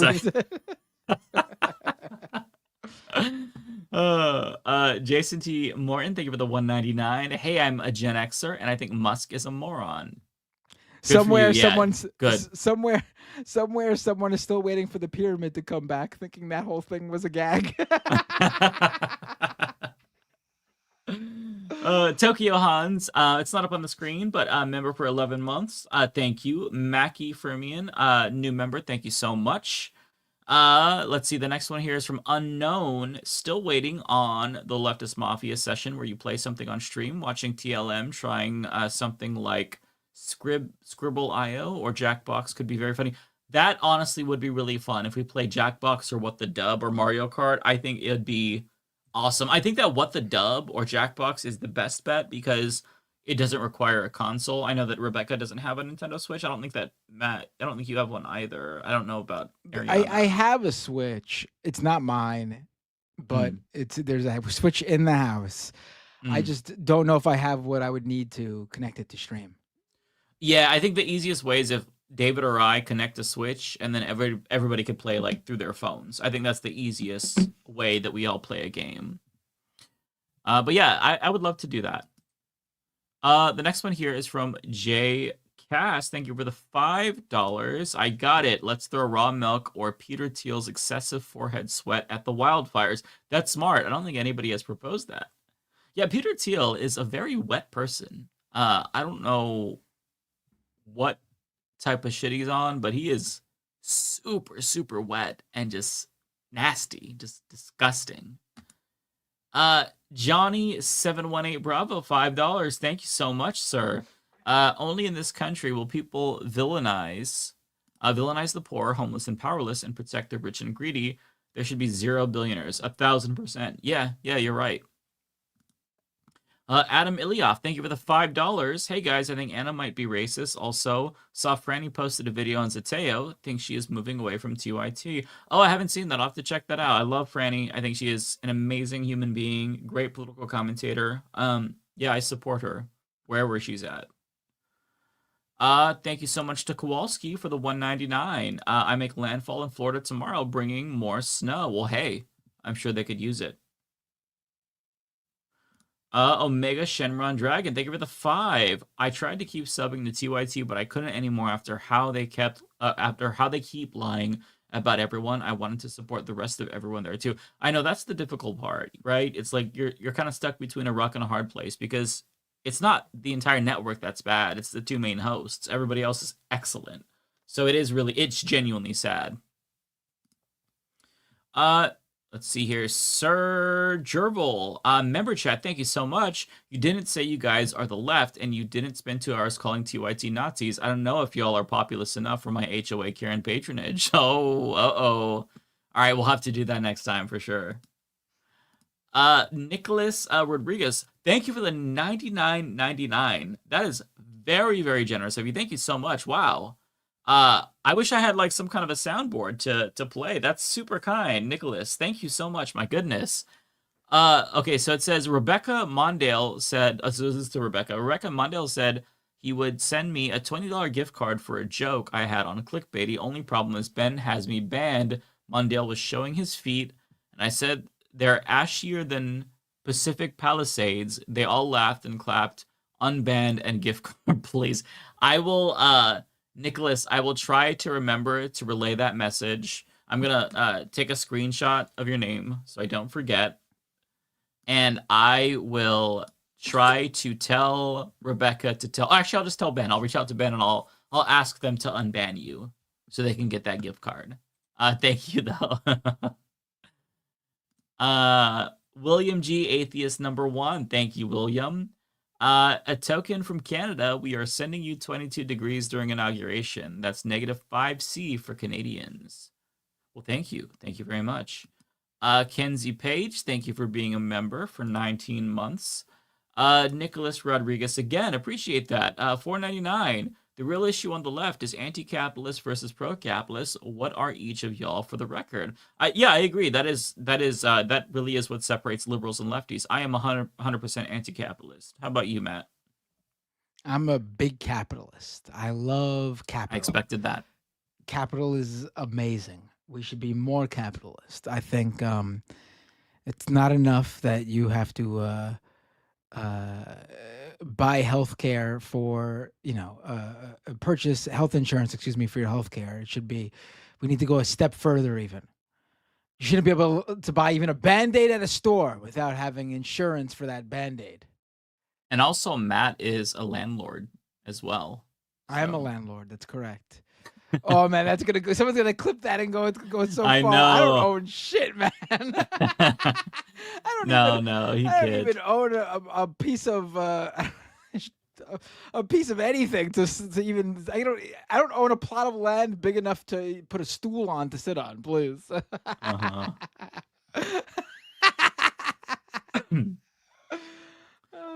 Okay, so the next one here is from Omega. Did I skip that? Here we go. They're out of order in my back end. Omega, thank you for the $2. Why is JR never on the same show as Anna on TYT? Yeah, he's great. His commentary is super insightful. He is super entertaining. I wish that they would utilize JR more. He is excellent. There's a lot of people at TYT that are just kind of like not utilized enough. Let's see here. Nicholas Rodriguez. Thank you for the $1.99. If I pay $1,000, you'll read the super chat, right? Yeah, absolutely we will. For sure.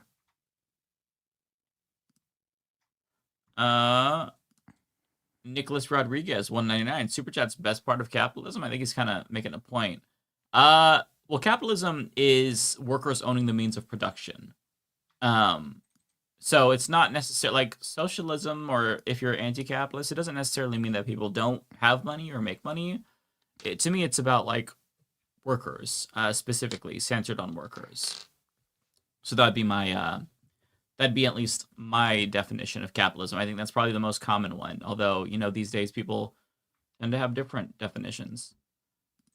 The correct one is workers owning the means of production. William G. Atheist #1, thank you for the 5 Canadian. Need a poll in the field. Who is more deplorable, Joe, Mika, or Cenk and Anna? I think Joe and Mika for sure. Definitely Joe and Mika. I mean, listen, 100%. I mean, we rag on Cenk and Anna for their recent opinions, I guess you can say, but they are, not the president of the United States' favorite TV show. Like Joe Biden would watch Joe and Mika every morning to catch up on what's going on and what the opinion is of the. Like he used that to gauge what the public opinion on on politics and policy was, which is unbelievable. It's honestly it's sad. Anna Kasparian was on Megyn Kelly's show today? No. That's what Creflo Dollar is saying. Was she really? Let me check really quick. I'll pull up the next one after this. That can't be right.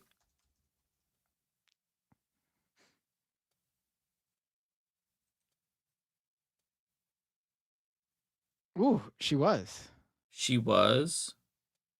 No shit. Here, you want to play this? Just a small clip. 36 seconds that was posted on Megyn Kelly's YouTube.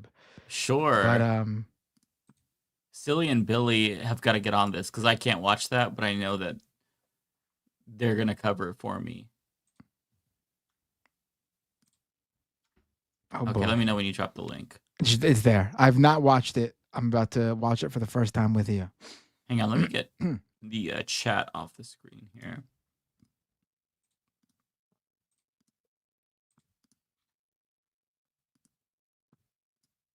Damn, she's not like even trying to hide it, honestly, which is good. I'd rather her just be upfront and say, yeah, man, I'm basically just like Dave Rubin 2.0 than pretend like she's still on the left. Been watching your evolution and your sort of speaking out about your ideas with great interest. It's been very interesting. I feel like in some ways I experienced something similar myself, where I was certainly more, I think, on the left 10 years ago than I am now, for sure. What? I would never describe myself as a liberal past like college, but I see what you're going through, and I think a lot of people can relate to where it's like you just get so aggravated with shit breaking down that you believed in. You feel like you have no choice but to just start calling it out. Oh, that's all she put up. Yeah, that's not enough. Yeah. I just noticed the whole episode is up, but you have to go through an hour and 40 minutes, which I can't do. So you don't want to stick around another hour 40 minutes, watch the whole thing together on the stream. Mike? Listen, that's why we value Silly and Billy here. We absolutely need Silly and Billy. They'll be on it. So, and I will watch their coverage. Shout out to the Vanguard, by the way. We said Silly and Billy. Just to be clear, they're the Vanguard. Everybody go subscribe because we love the Vanguard here. Okay, so work appropriate. Thank you for the $2. Karen Asparagus. If you say that 3 times, you'll summon her on Twitter. Prairie Fire. Thank you. Or Kowalski. I just read the name. Didn't even look at the thumbnail, which I usually do. Mike, I give you Portuguese folk the Polak pass. Well, hey, I give you the Portuguese pass. Just specifically to Polak people. Love that.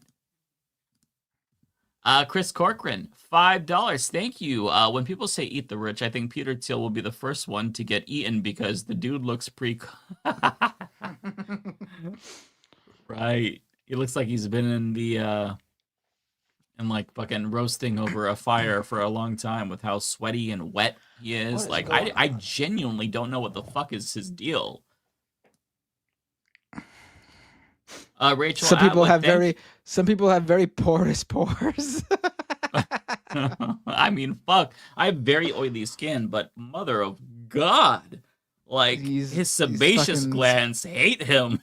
He's SpongeBob with pores like that. He is. Have you ever heard him? He's also very stupid. Like everything he says. He can't talk for shit. He can't string two words together even. And after like 4 minutes of listening, when you finally get some sentences, like the shit that he says is the most vapid shit you've ever heard in your life. Like, and that guy's a billionaire influencing politics. Like, what a world we live in. You don't gotta be smart to be rich. You gotta be ruthless. That's what you need, honestly. 1000%. Yep. Rachel Atwood, thank you for the $2. Who are you okay with using Stragit, where and how?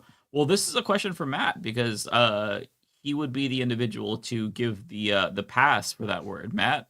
Yeah, I don't think that word should be used. I think it's just as bad as the other slurs. Don't use it. It's which one? Bad. Which ones? All of them. It's just as bad as the R word, the F. Yeah, you could. It's not even a real. You could use it whatever you want. Strike it. Well, there you have it. You got the pass from Matt. You could, of course, use. You could use any word to. I don't say that word. I respect my straight friends.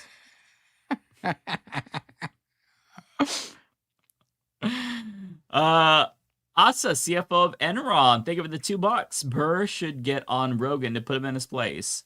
I don't think he's that much of a confrontational person. Like, he's not a debater. He'll just like drop some shit here and there. That's like amazing. Maybe he won't even have him on anymore. I know they're buddies, and he would have him on a number of times. That's but possible. I don't know. Yeah, I Who mean knows? that's possible. Who knows? Yeah. Nicholas Rodriguez, thank you so much for the $4.99. Appreciate that. Leftist Mafia poll: who among you is anti-capitalism? Who is pro-capitalism? What will you do to live your ideology? I mean, you do the best you can because we're living in a capitalist system. But I mean, I think that if you have the ability to organize your workplace, and then that's the best that you can do in a capitalist system, but do it wisely so you don't get penalized for it.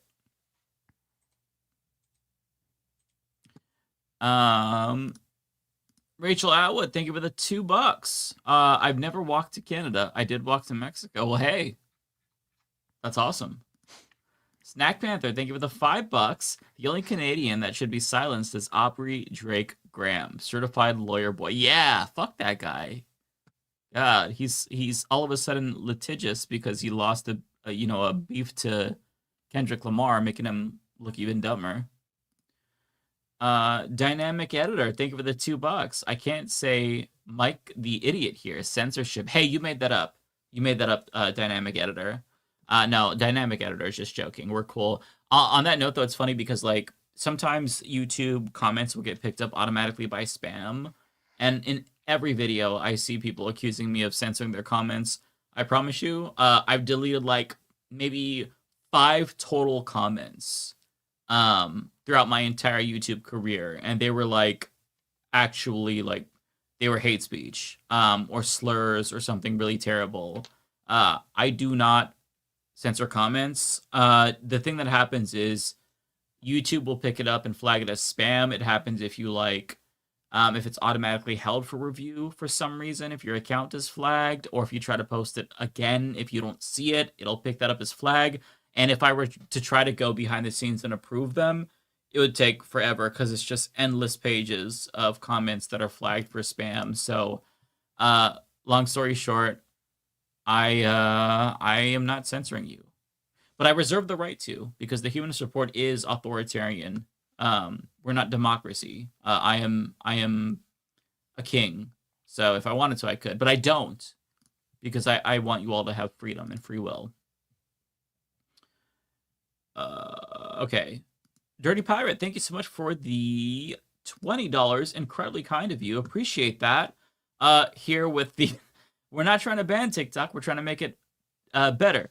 Tic-tac-toe. Bazinga. Nancy Pelosi, I think. I think you nailed it. That's basically it. Yeah. Thank you for the 20. Chris Corcoran, thank you for the 5. Do you think we'll see more people in Hollywood get fired for being pro-Palestine after Trump gets in? SAG is run by Fran Drescher, who is a big Zionist. I'm not really sure. I think that what's probably going to happen is they're just not going to talk about Palestine. There was some Hollywood event, I don't know what it was, like a couple of weeks ago, Golden Globes, I genuinely don't know. But I saw a tweet that like 2 people were wearing even the ceasefire pins. One was Guy Ritchie, and then another was... Oh, God, I can't remember her name. It was another person. But I think that they're just going to zip their lips because it would behoove them to do so if they want to keep their careers, unfortunately. Let me see here. Matthew Jaffuro, thank you for the $10. Any cybersecurity professional knows that TikTok is a security vector. TikTok, like many Chinese companies, are by law forced to allow access to data. See Jack Ma. I know, but like, I don't care. Like, the average person isn't going to care because their data is already being sold by all these companies. Like, Trump, in his first term, signed a bill that allowed companies to use your data. You know what I mean? Like, if you talk and you talk about a product, like, you see ads for that. Like, people were, realizing this years ago. That's because, like, your data is constantly being harvested. And so, like, I feel like the average person doesn't care about that. Like, the U.S. government can care about national security, but if that's the case, then pass data security laws and don't let U.S. officials do it. But if Americans want to do it, they know the risk. You know what I mean? Let's see here. I'm out of order. Oh, here we go. Okay. Asa, thank you for the $2. Trump the Apprentice Season 2 White House Edition. It's going to be a banger season. Yeah. I wish I wasn't part of it. Tokyo Hans, thank you for the 500 yen. Anyone else think Biden will run again in 2028? No, just me. Unironically, I think that would be fucking hilarious. I would support it. I want him to run in 2028. I'm staying in the race. Ritza, thank you for being a member for 3 months. Aaron, thank you for joining. Asa, thank you for the $2. Let's be honest, Washington, D.C. never liked Carter. Yeah, he was kind of a Bernie Sanders figure in that sense, for sure. Storm Chaser, Patrick Pineda, Beyond Wix, thank you for the $4.99. Mike got me hip to Red Talk. They don't get tornadoes out there. My following outgrew my following on TikTok. I've been trading pet and food photos already. Wow, that's impressive. I have another video tomorrow about Red Note. There's some downsides to it actually for American users. But I'm going to talk about the reaction from people on Red Talk to American healthcare. It's going to be a good video, so definitely watch that tomorrow. Thank you, Brian Schroed, for the $5. Do you think Trump will decline like Biden did? Will his people try to hide it like Biden's people did? Will they be able to? I think he's already declined since he first started running. But when you're that old, Trump is in his 80s. When shit hits the fan, it happens pretty quickly. You go downhill really, really fast. Speaking from personal experience, family members at that age, if they are diagnosed with dementia, for example, I'm not saying Trump has that, but if it happens, you really deteriorate quickly. It depends on the person, but it's possible when you're of that age. Jar, thank you for the $6.99 Canadian. Appreciate that. Oop, I just missed my place again. Oh my gosh. Where am I? I'm at Jar. There we go. Found Jar. Okay. One of my favorite Canadian video game streamers was legally named Becky Blow. Oh, poor Becky. Jesus. She embraced it because what else can you do? Yeah. That's really unfortunate, though. Good for her, though, for, having a sense of humor about it. Because that would... God. I hope she wasn't in high school when that happened. That would be the worst. You hope Jim that wasn't D. her. You hope she wasn't in high school when she had a name? No, I hope she wasn't in high school when that song came out, because you know how kids are ruthless. You know what I mean? I'm sorry. I'm tired, so I'm not articulating myself well. I was what? Sorry. Hi, gang. Love you all, and I'm very excited to be on with you all next Thursday at 6 Pacific. Yes. To share and chat about Fuck Billionaires, my upcoming graphic novel. Yeah, that's going to be fun, everybody. Stay tuned. Next week, we're going to have on Jim. He's a graphic artist from Portland, and he has the most banger graphic novel ever. I've seen some of it, and I cannot wait to read it. Jason Carby, thank you for the $2. How far do you think Cenk and Anna will go right? I think that with Anna, full right-wing, full conservative. With Cenk, I don't know. Maybe he might stick around in the center-right territory. It really depends. I think that Anna is a big influence on Cenk. I think that he's kind of following her to the right, and he has cognitive dissonance and doesn't believe it, so he's rationalizing it, and also that's given him permission to go to the right on certain things.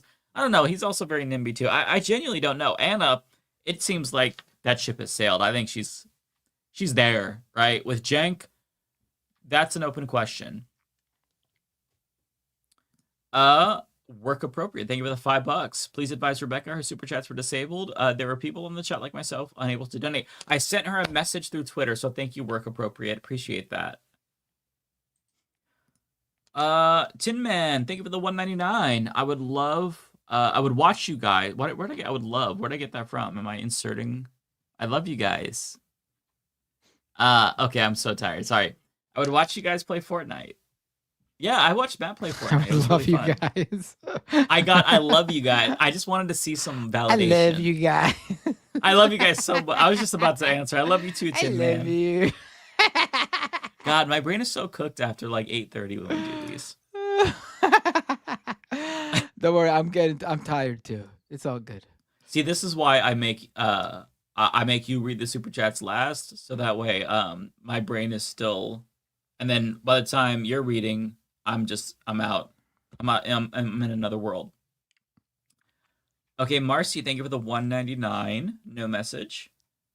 Tungsten Wire, thank you for the $2. You hate you see the hate Zios are getting on. No, I did not see that, but if so, love to see it.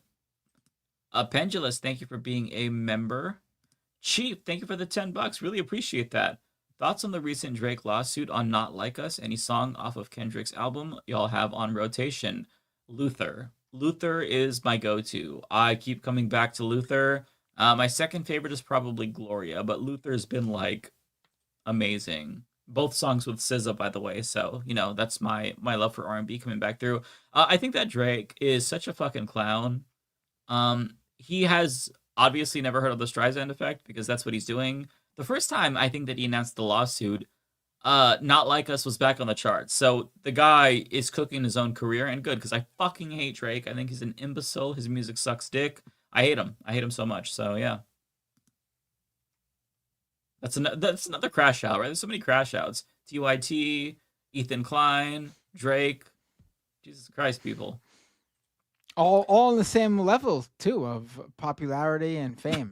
That's true. Nintendo Gaming Channel, thank you for the 7 Canadian. Humanist Report, what is your opinion on Johnny Somali, aka Ramsey Khalid Ishmael, in making all Africans look bad and Asian for his crimes? I'll be honest, I have no referencing, so I'm so sorry.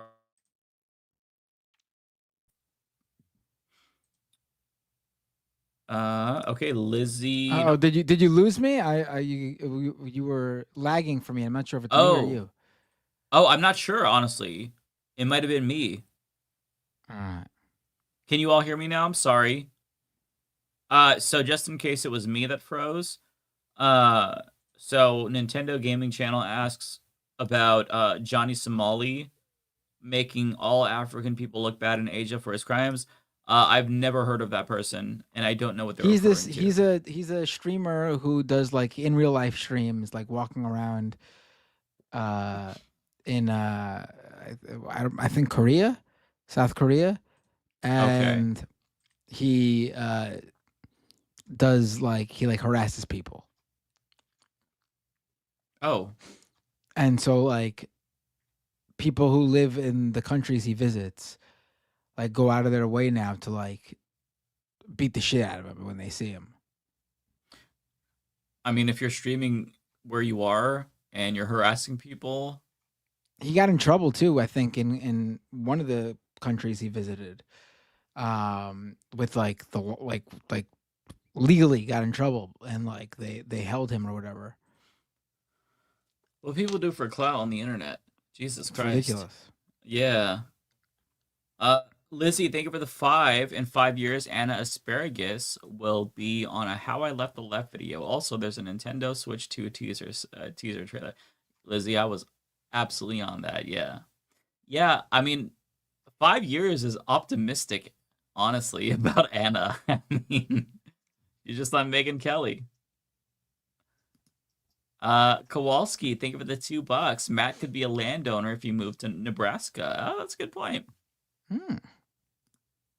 Angela W, thank you for the 7. Cool Canadian Gen X are here. I saw Atlantis live in 1995, and I'm rereading Octavia Butler's parable of the sower due to the LA fires. The sower. That's cool though that you got to see Alanis Morissette in her prime when she was super popular. That's awesome. I bet. Let's see here. Blood, thank you for the $5. Appreciate that. Love the content. Keep up the good fight. Keep pushing the truth. Thank you for showing that compassion, empathy, and truth still matter. Well, thank you. I really appreciate you saying that. Thank you for caring and thank you for watching. Aaron Vasquez, thank you. Mike, what's your go-to bar in PDX? I have none. I don't ever go to the bar. I don't like going to bars. I don't like drinking around people. I don't really drink that often, so I just don't go to the bars. I wish that I could say something cool like CC Sliders. I feel like that's something that, gay PDXers would say, but I've never set foot in there. I'm not a bar person. So I'm sorry I have such a lame answer. And then last but not least, thank you for the $1 from Joshua Keller. No message there. Appreciate that. And then I think you got one last one. Matt, Peter Thiel looks like he's covered in butter. Oh, yeah. I didn't even see that. Oh, thank you. Wait, I got a few actually. Now I'm looking. Oh, okay. Oh boy, it's gonna be hard because we forgot to mark a few of these. Yeah, I stopped unstarring mine after a while because I'm like, well, we're done after this, so what's the point? That really helps me out. Thanks a lot. Shit, I'm sorry. All right, there's a Kowalski one somewhere. Hold on. Live show in St. Louis. Mike, I'll send the boat. That's from Kowalski. And then Corello $1 with a super chat. Biggest grifter, Lindy Lee or Rachel Bitcoffer.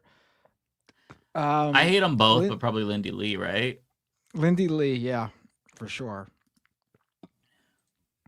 Only because she's so, like, shameless about it, I guess. Yeah. Parker with a super chat. Wow, way to drop a bomb on us at the very end. I don't know what you're talking about. And then you read the Peter Thiel covered in butter one. Right. All right. Great show. I gotta say, rarely does this happen, but those last couple of minutes, you guys were losing me. I'm exhausted. I know. Me too. Me too. Yeah. But always a pleasure to do the show and stay as long as me and Mike can, while everyone else taps out early, because we're the true lefties, I guess you can say.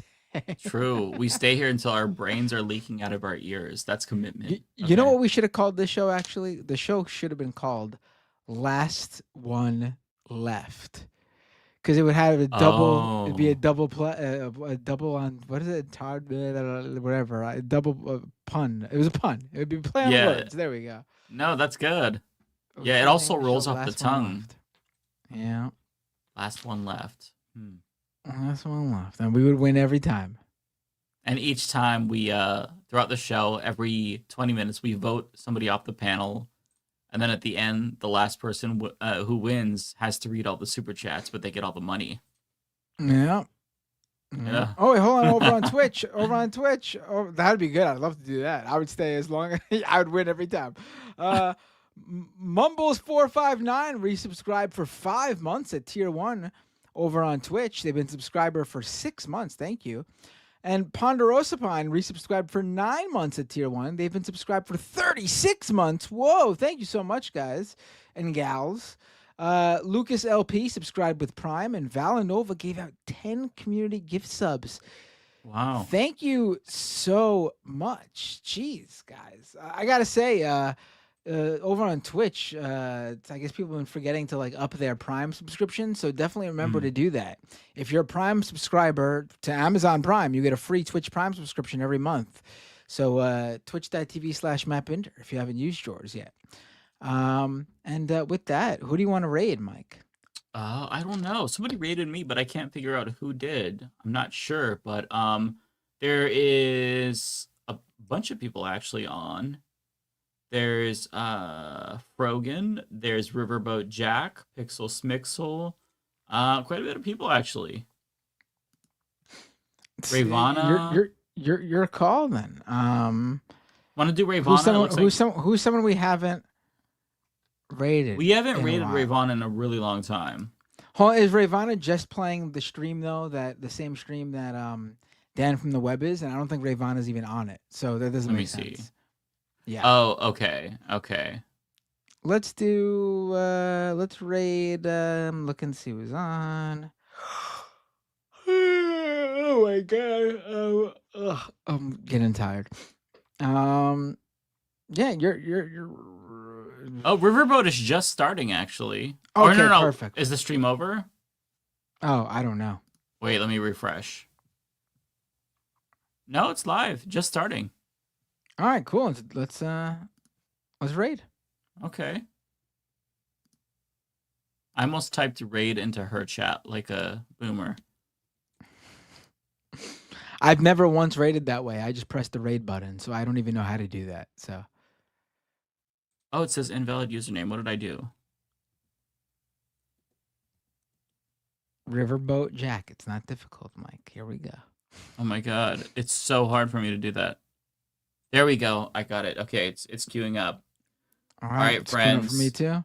All right, Nice seeing you everyone. all. Always a pleasure. Trump's inauguration is on Monday. Are you doing a show on Monday? Maybe we should do something Monday. I'm gonna No? be on somebody else's show. It's gonna be a okay. surprise. I haven't. I don't think they announced it yet, so I don't want to spoil the surprise. But yeah, Ooh. I'll be on somebody's live show in the morning, Wow. afternoon Ooh, actually. So folks, be sure to check out Mike Figueredo with on TYT, hanging out with Cenk Uygur and Anna Kasparian with a special Inauguration Day episode. All right, everyone. Take care. Have a great night. I'm gonna click raid now, Mike. You ready? Yes. All right, here we go. Peace, everyone. See you next week.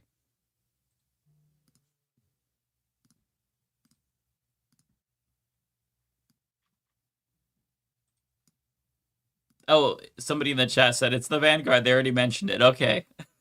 Okay. Oh wait,